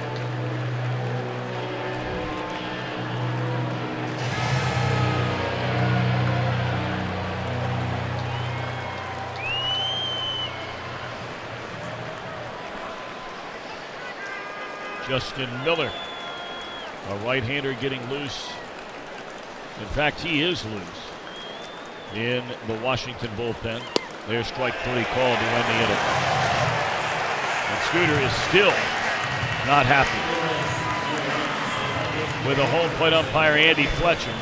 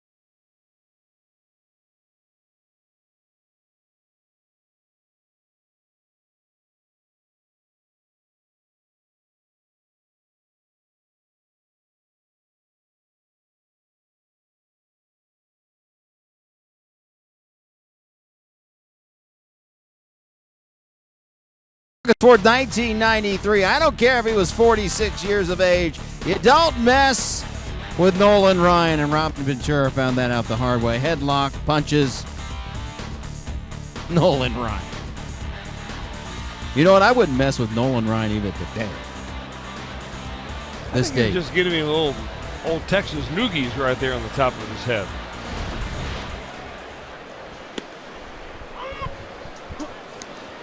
Man, you come out there to take on Nolan Ryan, you better bring your A game. I mean, the AARP was just, they were celebrating every corner of the Better world. believe it. That magazine went off the racks immediately.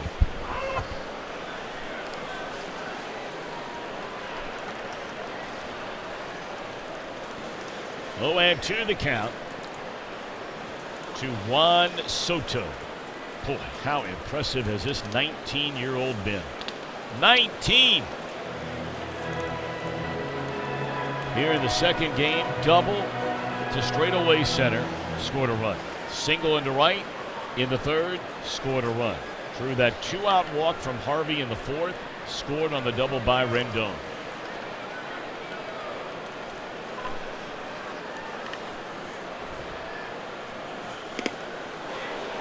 And he's out on strikes this time, looking.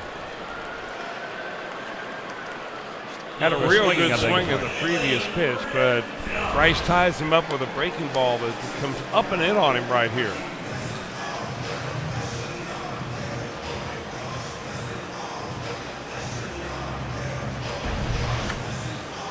Second strikeout for Austin Bryce since coming into the game. Austin's given up a run. He gave up that 1-out walk to Kieboom, and then the 2-out double to Defoe. After replacing Harvey in the fifth, and it's Steve Reichwan to Rendon, who's had a big game. You know, Bryce, we mentioned, was added to the roster as the 26th man. That was a rule that MLB put in back in 2012 to help teams get through doubleheaders. And he can be used in both games, so he could have been used in the first game and the second game. And the 26th man on the roster does not have to be a pitcher. You can call up someone else to go and say an extra catcher if you thought that may be the case.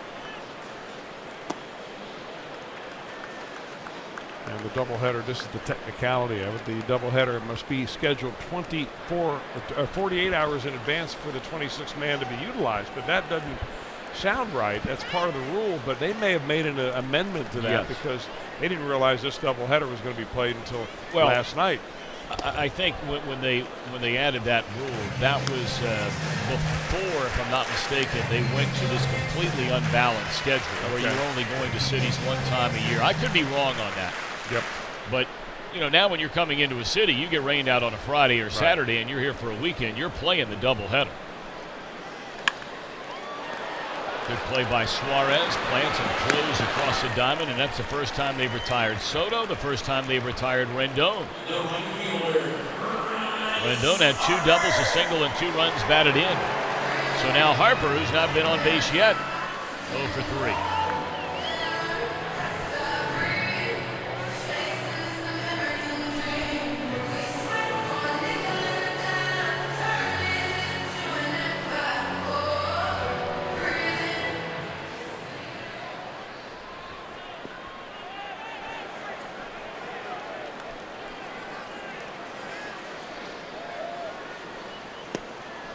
Strike 1 to Bryce Harper. So here you get to the month of August, and obviously the primary focus of the fans, the media, locally and nationally, will be, can the Nationals put together that run that everybody's been waiting for? Ballyhooed is the best team on paper in the division. Don't know who would have argued that before the season began. Many felt like it was the best team in the National League before the season began. But not too far behind as every day goes by and the Nationals continue to sort of tread along at 500 as Harper is hit on the right leg. Don't know if it got him right on the knee, but man, that thing ricocheted all the way back to the screen after hitting him.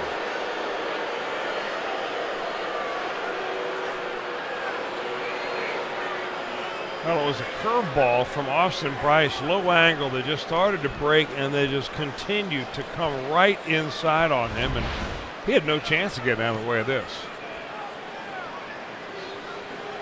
It's right on the knee.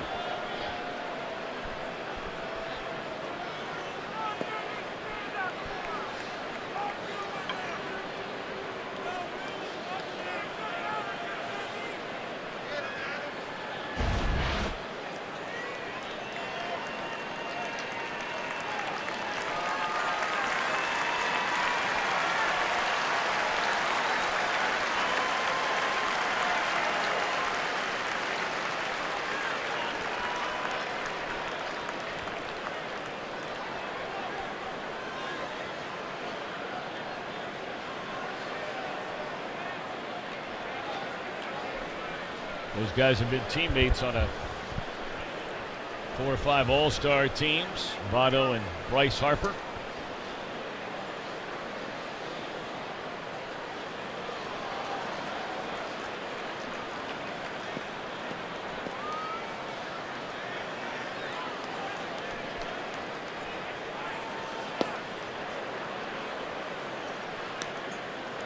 The first baseman,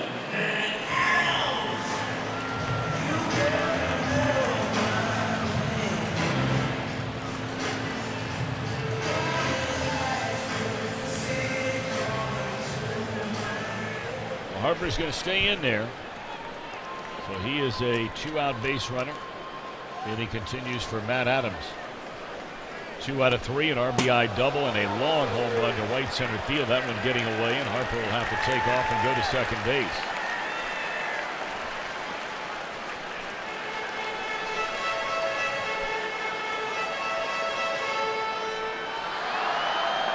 Naturally, a wild pitch there on Austin Bryce.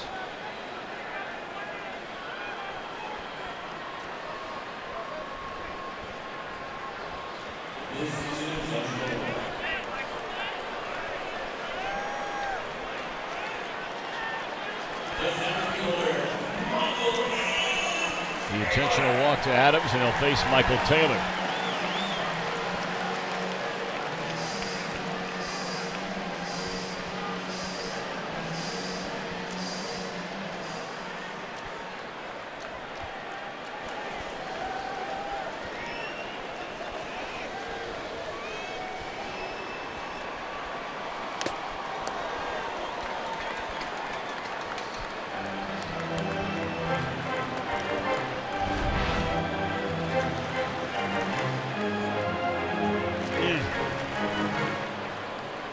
Saw that happen a couple of times the other day to Matt Wieters, the first game of this series.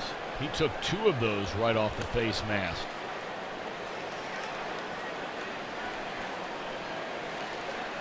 Nothing in 1 on Taylor. Jam shot pop up, and that's out of play to get ahead 0-2.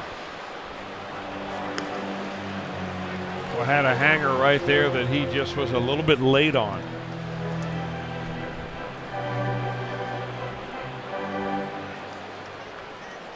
Got a chance to make him chase outside the zone here.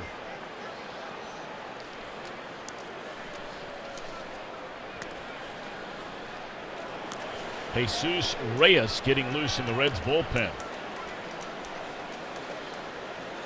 Breaking ball sweeps away from Taylor. There's Reyes. We have not seen him since they brought him up from the minor leagues.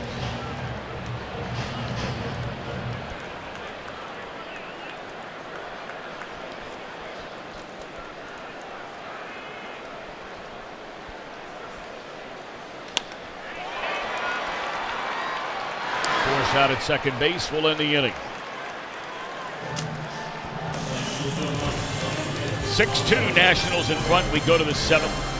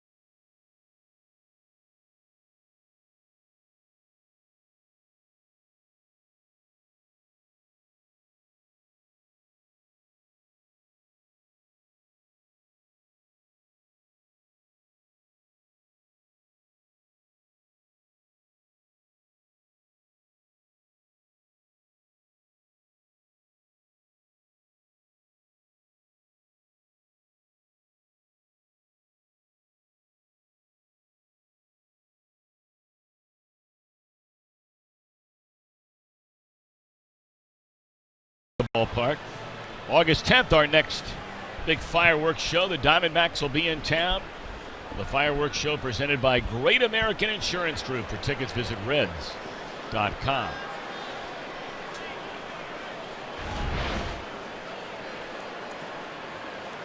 Austin Bryce checking in on Bryce Harper. See if he's all right. Good sportsmanship there. Yes.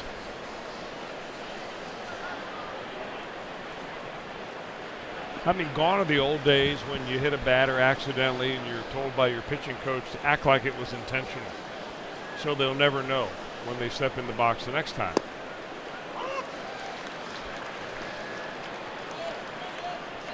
Of course, it's never intentional. They just always get away, right, Danny? He would know a thing or two about that.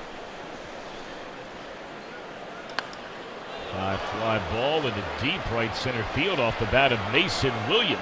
And that ball is off the wall. Boy, Williams. A couple of doubles in that part of the ballpark tonight. And this one against a left-hander. Impressive.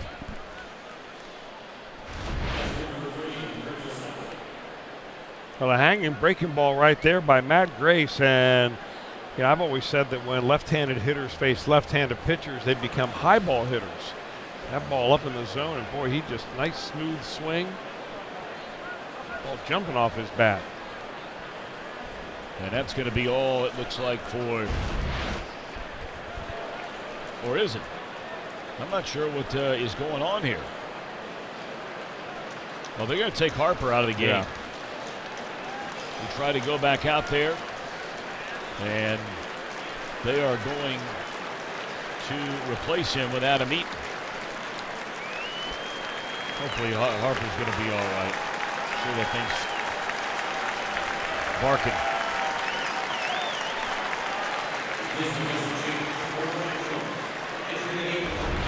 And then after watching him giving chase to that ball out there,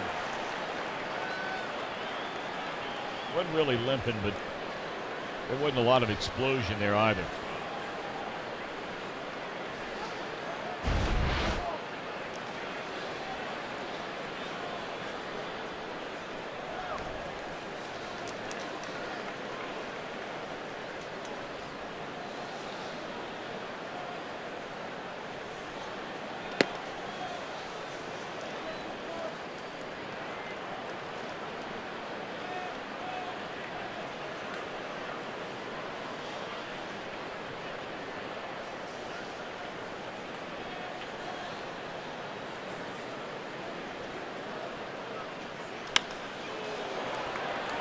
Sinking liner left field will be caught.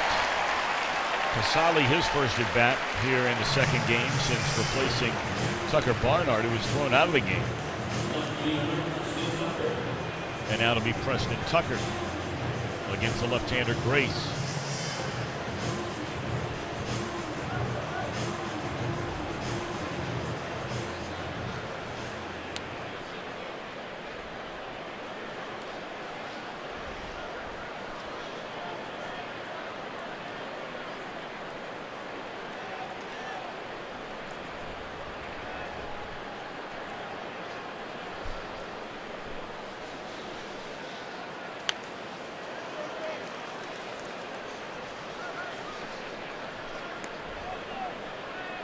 Phillip Ervin has moved out into the on-deck circle.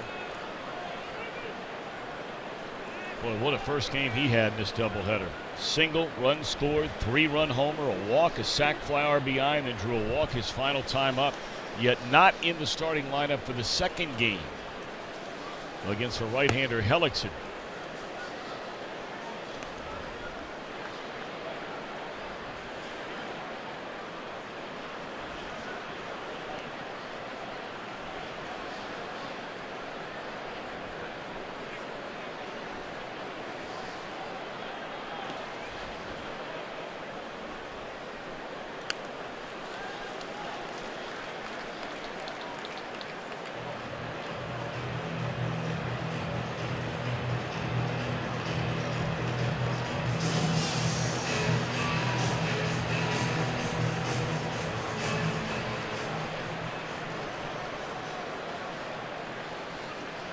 One ball, 2 strikes on Preston Tucker. Reds trying to pick up a run here. And a rolled foul. Mason Williams out at second base. You find a way to get this run in. And you draw within 3. We've still got a short ways to go in this one. We're just in the top of the 7th inning with 1 out.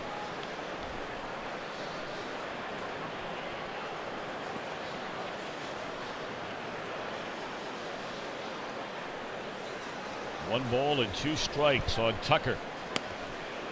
Sweeping breaking ball outside, evens the count.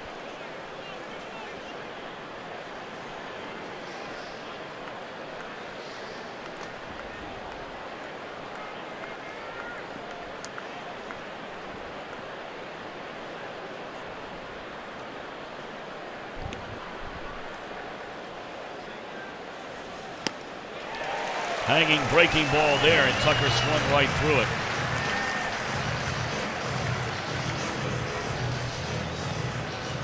Second strikeout for Grayson's coming on. And told you that they have the right-hander down there ready in the bullpen, and here comes, well, this will be the pitching coach, Derek Lilliquist. This will not be the manager, Davey Martinez.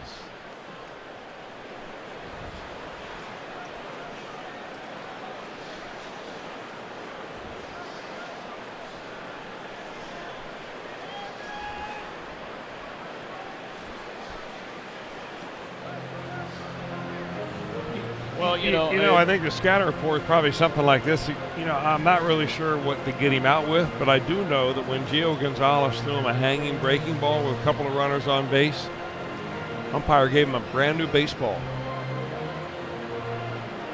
So the other thing I wondered about here, Chris, is would they think about? I mean, I know you have a 4-run lead, but you also have Billy Hamilton in the on-deck circle with 2 outs from the right side if Grace were to stay in the game. So, maybe you just say, hey, don't give this guy a ton to hit. Nah, I don't think you do anything like that. This young guy just got called up out of the minor leagues. I mean, if it's an established superstar, maybe. Fastball up and in.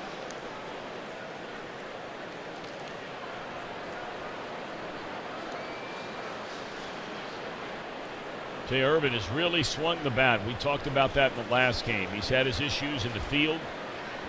Had the base running mistake while we were in Detroit in a 2-1 loss.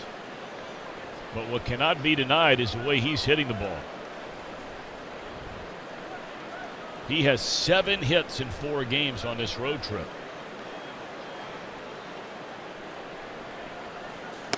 Big swing and a miss.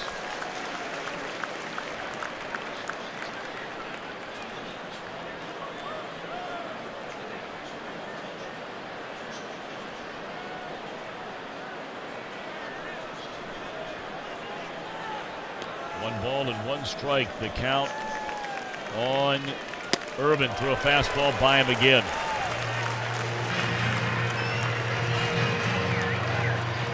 Boy, Grace is just letting it rip. Saying hit it if you can.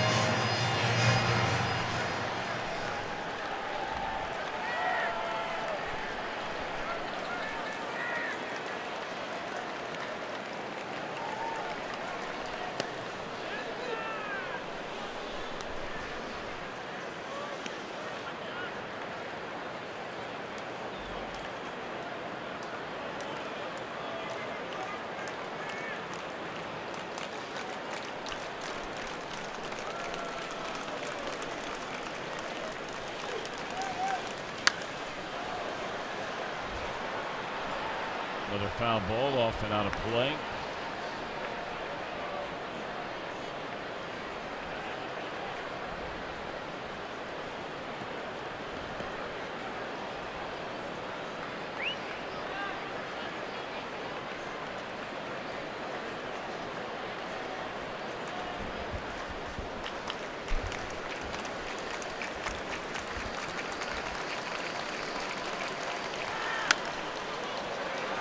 Popped up. This one will be playable for Adams, and the Reds are gone in the 7th. A leadoff double, and Williams never moved.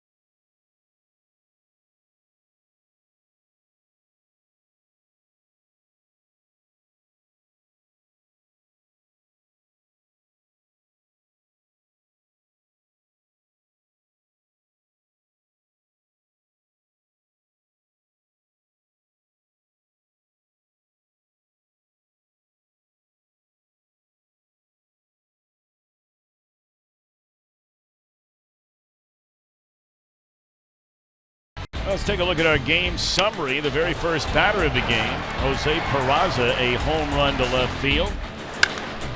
Eugenio Suarez, a home run to make it a one-run game in the fourth, but just too much Washington against Matt Harvey. A lot of big two-out hits driving in runs. Rendon, a couple of runs batted in. Now to Adams. A couple of runs batted in, including a home run.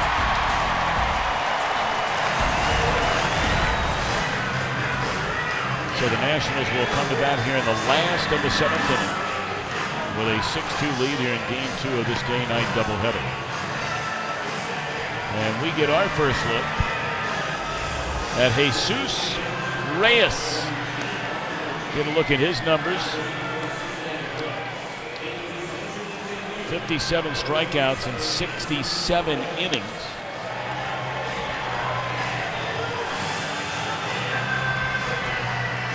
But in 33 games as he went on after being promoted, he had spent one day, you may remember, with the Reds back on May the 29th in Arizona, but did not pitch. They brought him all the way up from Pensacola before that game.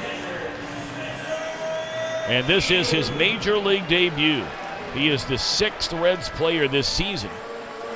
Alex Blandino, Tanner Rainey, Zach Weiss, Rosell Herrera, and Brandon Dixon. And will be the 27th pitcher they've used this year. He made 6 starts in Pensacola. They brought him to Louisville.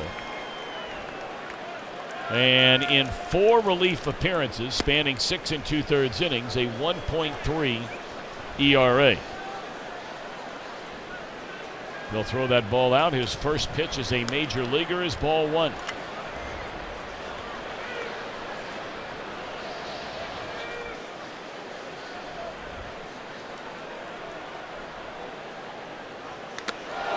And that fastball at 96 miles per hour drills Spencer Keyboom.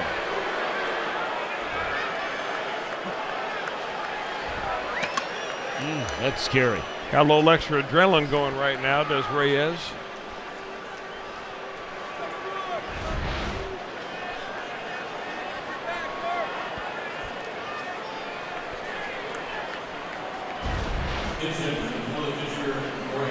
That may have got him in a boiler. Good spot. That's a real good spot. Don't want to catch it on that sternum, though, I'll tell you that.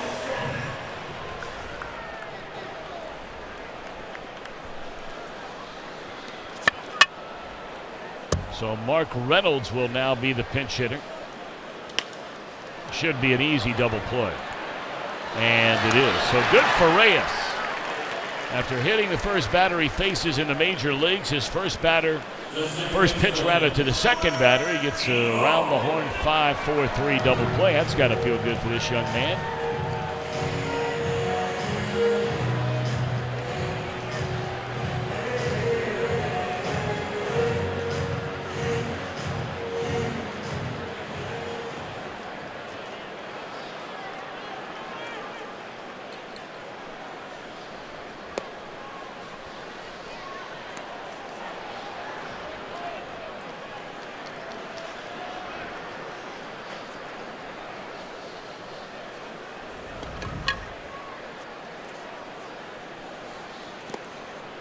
Breaking ball down low.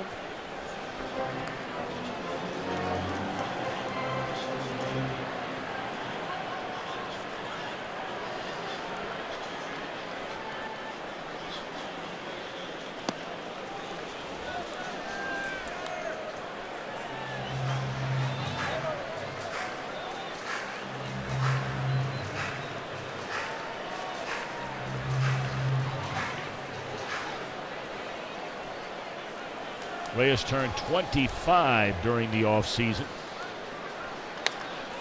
And that one is pulled foul.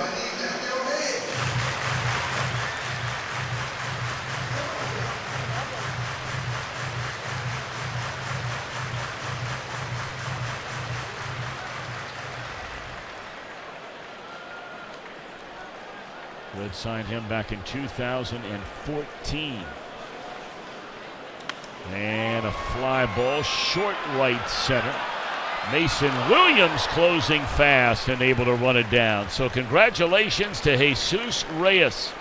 A scoreless inning, his first inning in the major league.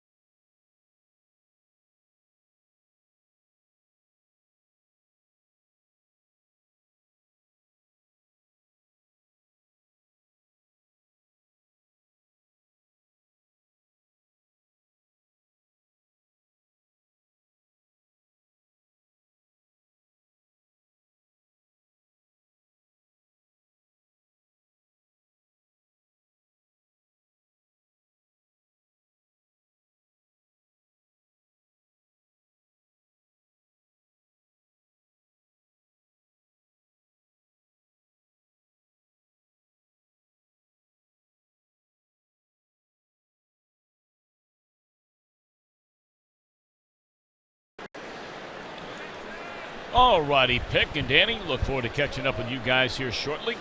See if the Reds can rally against a young man they brought in many years ago, you may remember, to be their closer. And his first bullpen session of spring training, Ryan Madsen. Injured the ligament in his pitching right elbow, requiring Tommy John surgery. He never pitched a single game for the Cincinnati Reds, but his career has turned out to be A-OK ever since. Well, it certainly did, and not only did he come out fine from it later on, became a very fine major league closer, but the domino effect began to fall after he ended up not being able to be the closer. That was when the Reds made the decision to take a role as Chapman from the starting rotation and place him in the back of the Reds bullpen.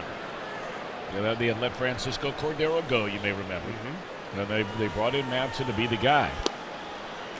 Madsen had done a little bit of everything in his career. When he first came up, the Phillies would use him as a starter, a long man, short man. He's done everything. Now, he's not having a great year this year, but this guy is still a rock-solid pitcher. Hamilton, batting left-handed, pops it up and fouls it off out of play. We go Hamilton to the top of the order in Peraza. And then you get to Votto and Suarez and Jeanette. So Hamilton and Peraza trying to set the table for the big fellows and get the Reds back in this thing.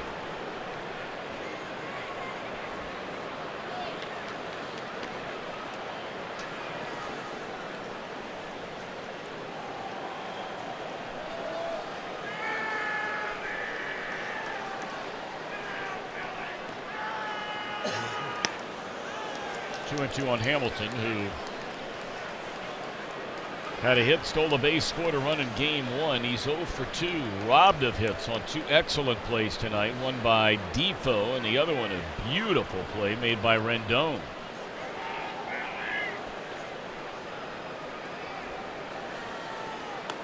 Ball 3 to Hamilton.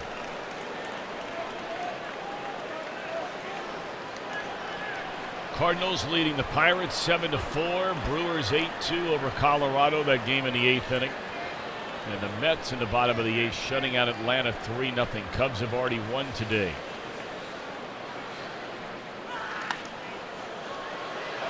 Arizona handling the Giants early on in Phoenix, 5-2 in the 4th inning. Great series out at Dodger Stadium this weekend. Houston and the Dodgers, a rematch of last year's thrilling 7-game World Series. Verlander, the monster night last night. And Houston shutting out the Dodgers in the 2nd inning tonight, 1-0.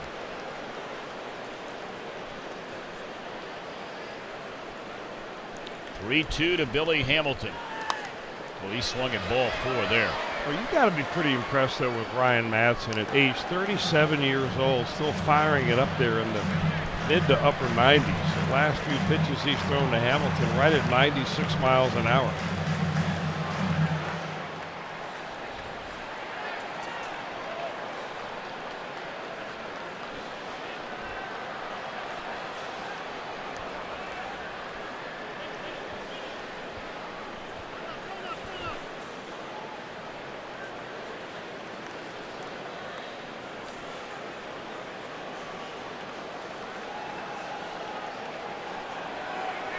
Balls and 2 strikes on Billy. And once more the payoff pitch.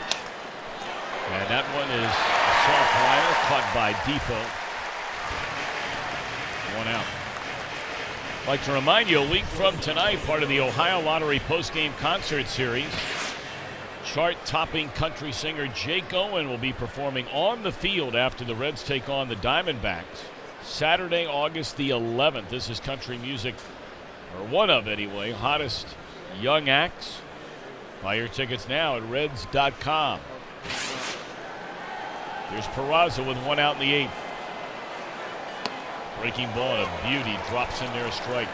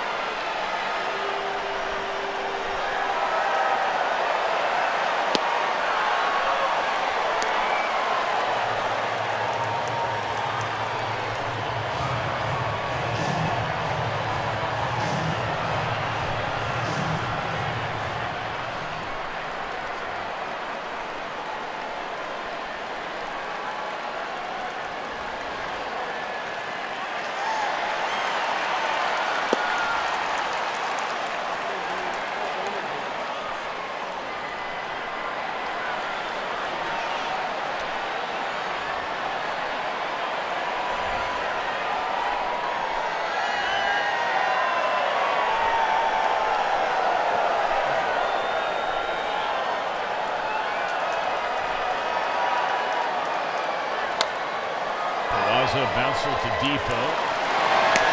2 out.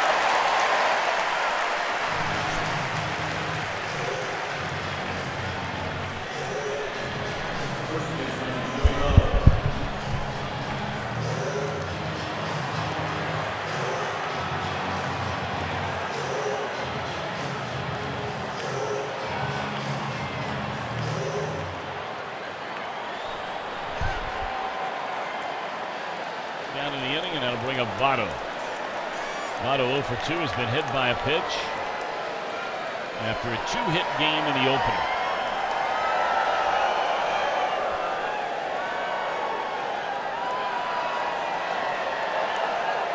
And he is drilled with a pitch.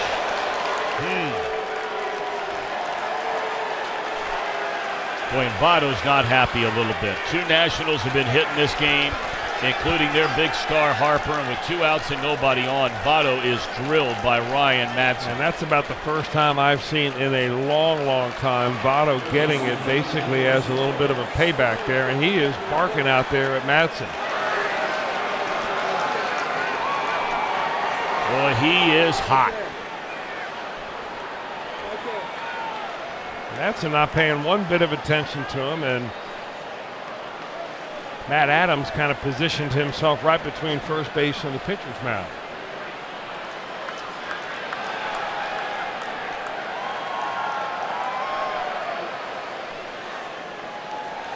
I think Votto's still barking at him out there, and that knee's hurting.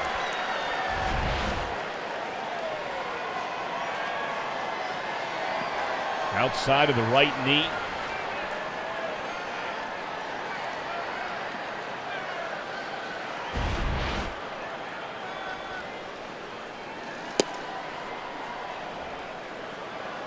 That's something you used to see all the time in Major League Baseball, and now you're stunned when you see it because it just never happens anymore. You're not as stunned if you used to see it, but you're more stunned than ever if you've never lived through it like Votto has, and he's still talking to Matt Adams about it. Ground ball, and that will end the inning.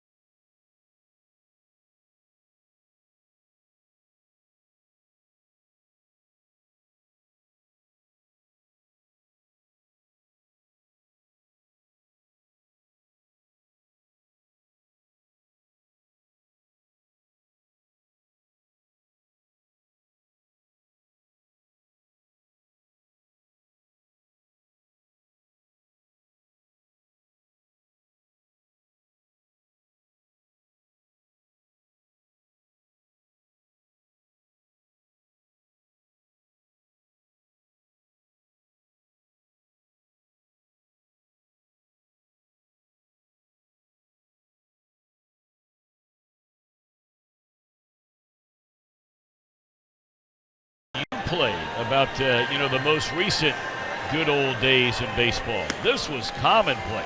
And what you're talking about is basically, quote unquote, sticking up for one of your teammates. And Madsen is talking to his catcher, Spencer Kieboom, and he was the one that was hit. He was the one that was hit with a fastball. And, Bryce Harper left the game after being hit by a Austin Bryce curveball on the knee. And I don't know if there has been a warning issued. Certainly seems like that. Well, I would think now that each team has had a guy nailed, and you and I were talking between innings. Look, this used to happen all the time, and I think today's modern player is not a knock on a modern player, but those days are so far removed from most of these guys and the amount of time they've been in the big leagues. Not so much Ryan Madsen, but most of the others, that I think they're kind of shocked when you see it.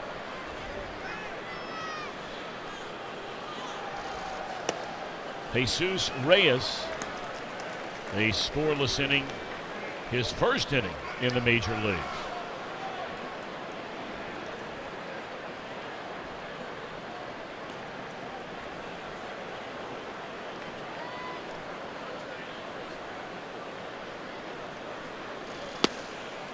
And there's strike 3-1 on Trey Turner.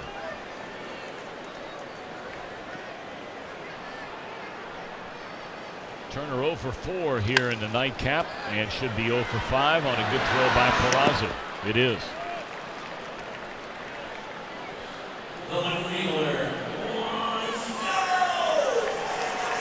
Harvey, the pitcher of record for the Reds, he only lasted 4+ innings here tonight.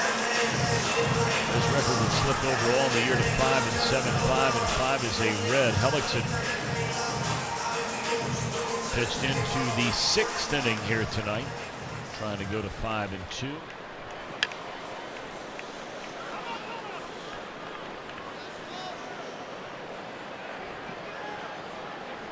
There's Soto again. It's what we were just talking about earlier.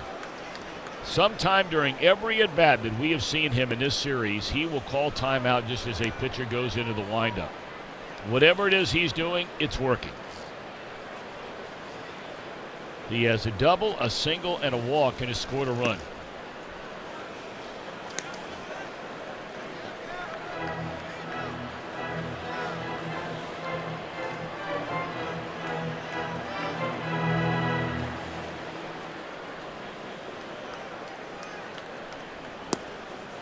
And there's strike 2-1 on Soto.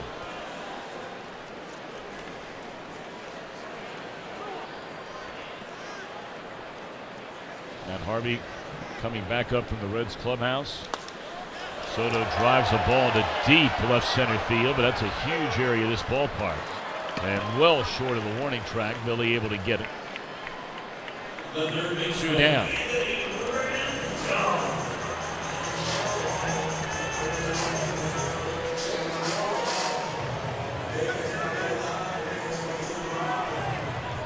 Anthony Rendon, a 3-hit game. Double to drive in a run in the first, single in the third, another RBI double in the fourth, and then grounded out to Suarez in the 6th. Reds in the 9th will have Jeanette, Williams, Casali. And we'll see who comes on to pitch for the Nationals. I'm sure that will be the only inning from Ryan Madsen.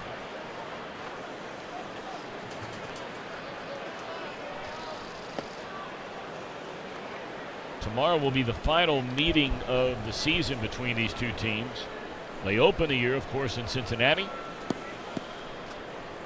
And now a 4-game set, Herrera and Miller. Miller's been up a couple of times tonight.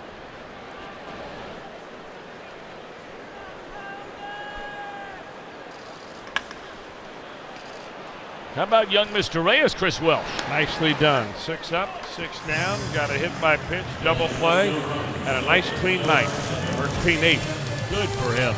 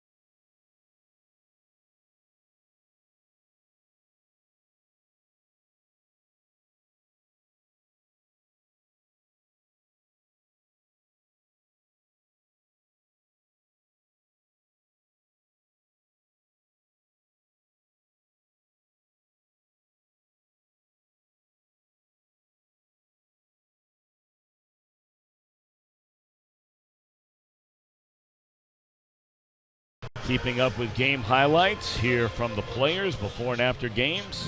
A lot going on. Follow along at Fox Sports OH. All right, our showstopper tonight. I guess getting hit by a pitch is the theme of tonight, but Chris, this is good stuff here. Carlos Gomez. Look at this. Came up laughing. I think he even had the pitcher, Carlos Rodon, laughing a little bit.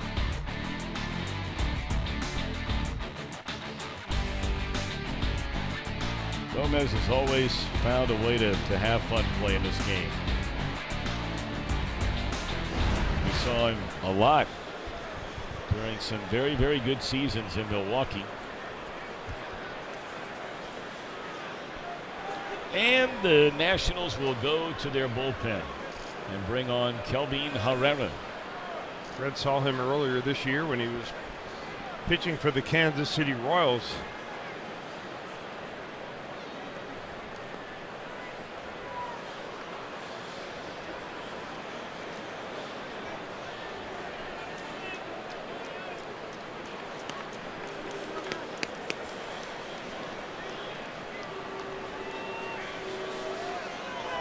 Two-time American League All-Star, won a World Series with Kansas City in 2015. Did Herrera, was traded here on the 18th of June. 16 games with the Nationals and not so great. 1 win, 1 loss, a couple of saves, walked a lot of batters.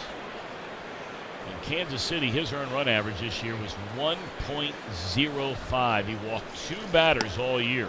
Yeah, I think both of those came in the game.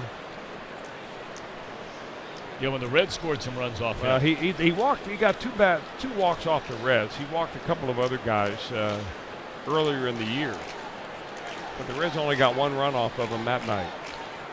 But he's already walked 7 since coming on board with the Phillies. Or the Nationals, I beg your pardon.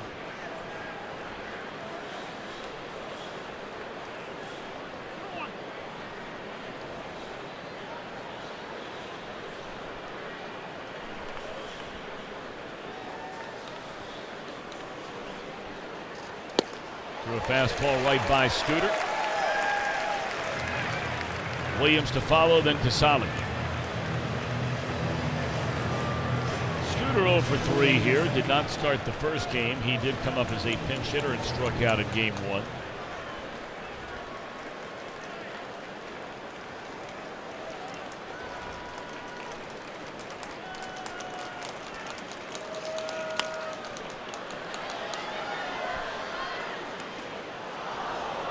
Balls and 2 strikes. It remains on Scooter Gennett. Reds down by 4. They bat here in the top of the 9th inning. We've seen the Reds have some wild finishes this year.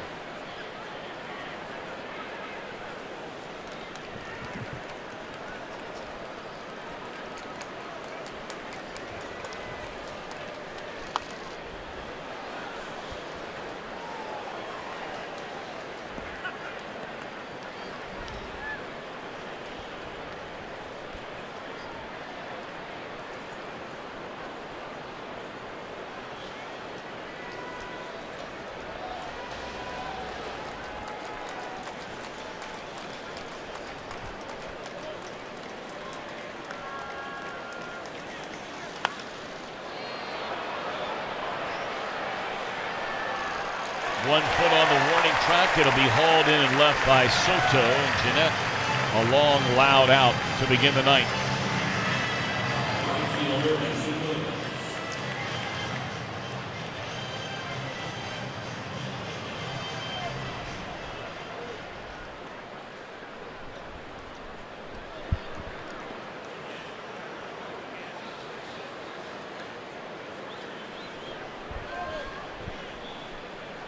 Of course, here on the road and with Jim Day patrolling the Reds dugout, there is very little doubt that if there is someone who will be all over this Votto situation, it will be Jim Day.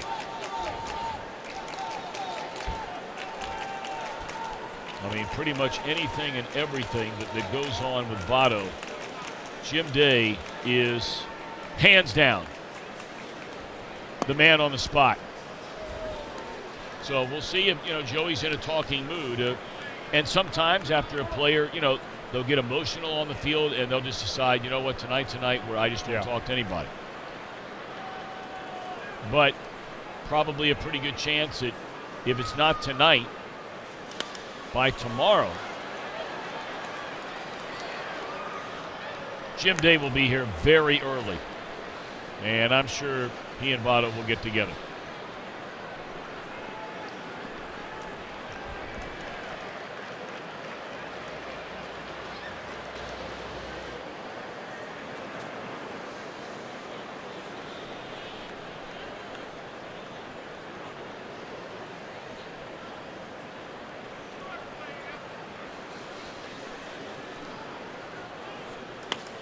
Line drive, left field, base hit by Mason Williams. What a nice game he's had here tonight. 3 base hits for Williams. Did not start the first game. Did come on late for defense. That ball got in on him, and he was able to fight that thing off into left center.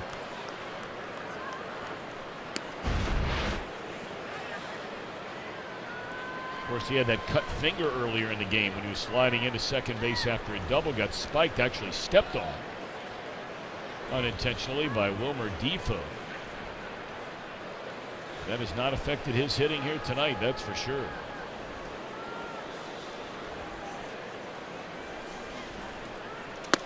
Oh boy. High and tight on Casale up around the noggin.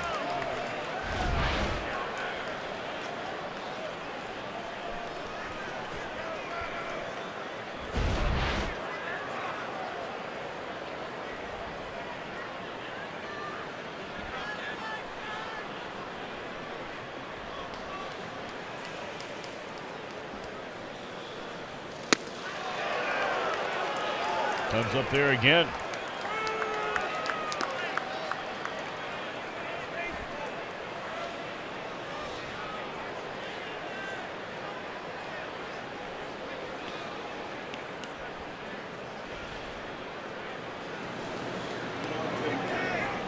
Votto is still smarting down there in that dugout. Off the outside corner, and he goes to 3-0 on Casale. You have Preston Tucker due up next. And then you would have the pitcher spot. The Reds have already used Irvin. They only have Dixon and Dilson Herrera available on that bench. 3-1 now to the Reds catcher. Earlier in the game, Tucker Barnhart was thrown out if you weren't with us.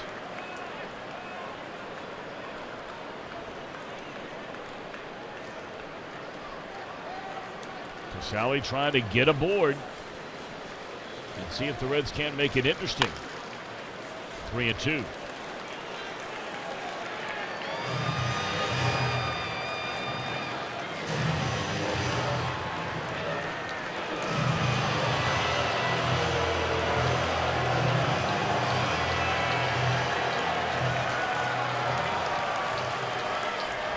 Well, the umpire did a guy a favor down there. Billy Hatcher had flipped that ball in the stands, and about 5 guys were fighting over it.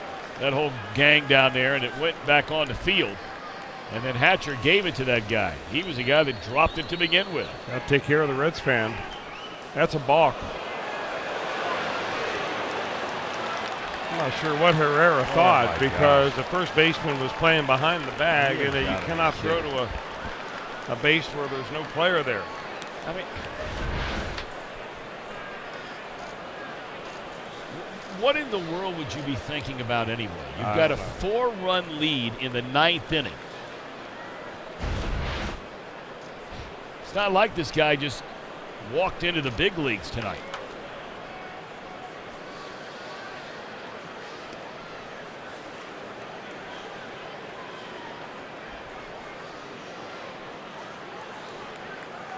You might need to get that hat facing forward. That might have something to do with it. What do you think?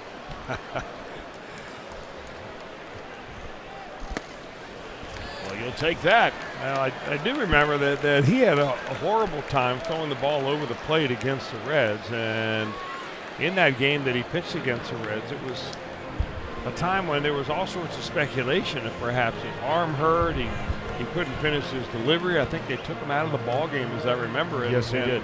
And then didn't pitch for about a week.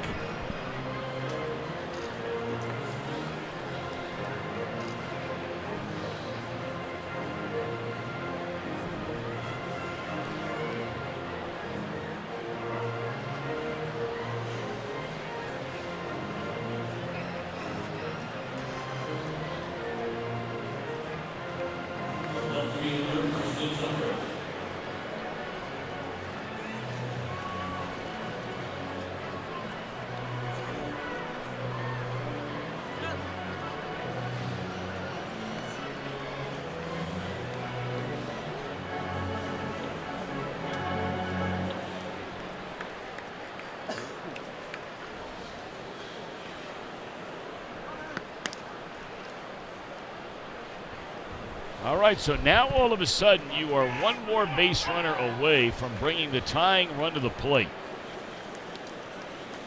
Here's Preston Tucker 0 for 3. Swings in the first pitch. Fouls the ball out of play.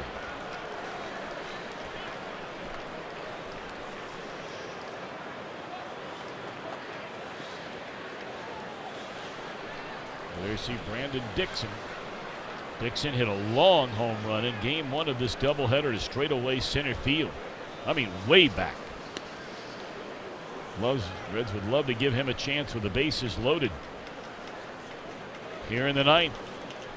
This game belongs to Herrera. There is not a soul getting loose in that Nationals bullpen. This 9th inning is all his. And you can't pitch your way into a save situation.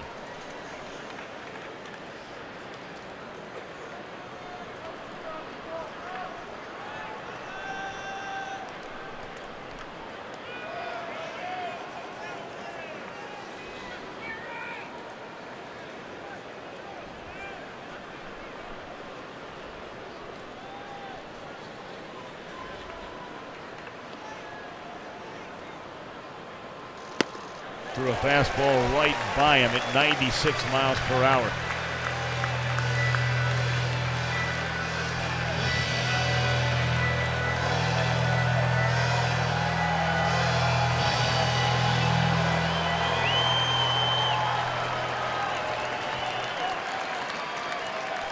Tucker better tune up that bat if he's going to lay into 96.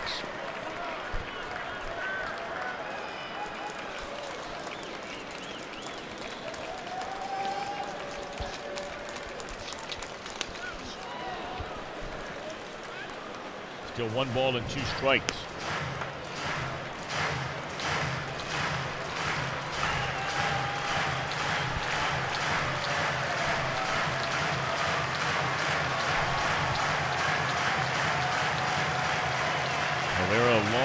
Well, he's waiting now for Tucker to get back in there.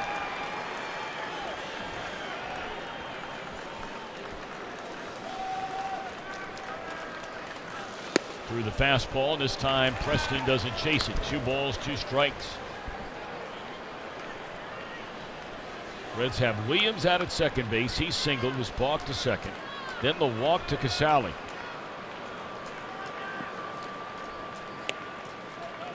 They trail by 4. There's some drama certainly here tonight.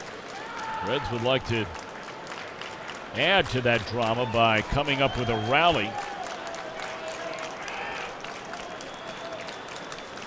Here in the 9th inning, fastball is high.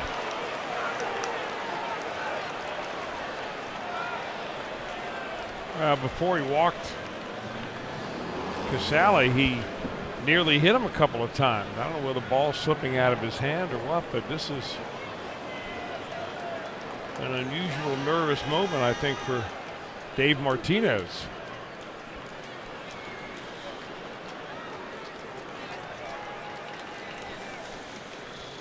High fly ball into right field. That'll be playable out there for Adam Eaton. And the Reds now down to their final out. Williams will go ahead and advance on to third base. Brandon Dixon will come up to bat. Just got underneath that one. Talked about the home run from Dixon in game one off Gio Gonzalez. That ball was tagged. So you were talking earlier, Tom, about how big this ballpark plays, especially that spot. That is the deepest part of this ballpark here at Nationals Park. Just a little bit to the left side of center field.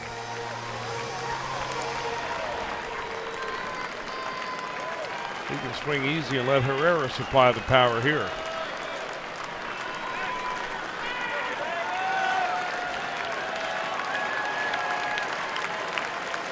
Dixon knocked in a couple of runs in the first game.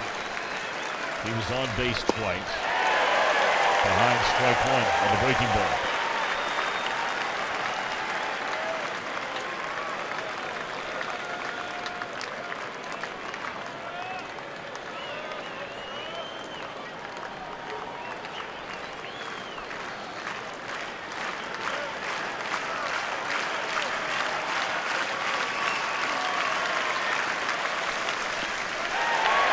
Back-to-back breaking balls and back-to-back strikes on Brandon Dixon.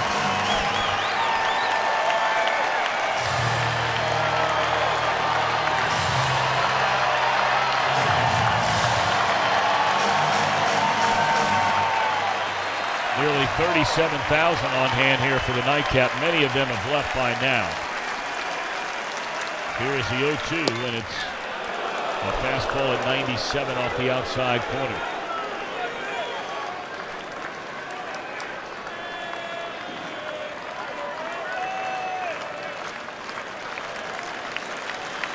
This has been a struggle in the ninth for Herrera. Still not giving up a run.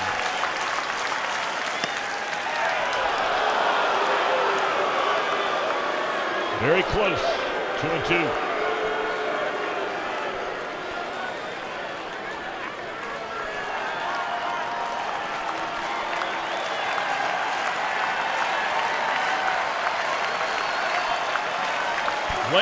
Ninth pitch of this ninth inning. And that's the final pitch of the game. Herrera, a scoreless night. He does walk a batter, hit a batter, strikes out one, no runs. And the Nationals win it in the nightcap by a final of 6-2. We're back with more in a moment.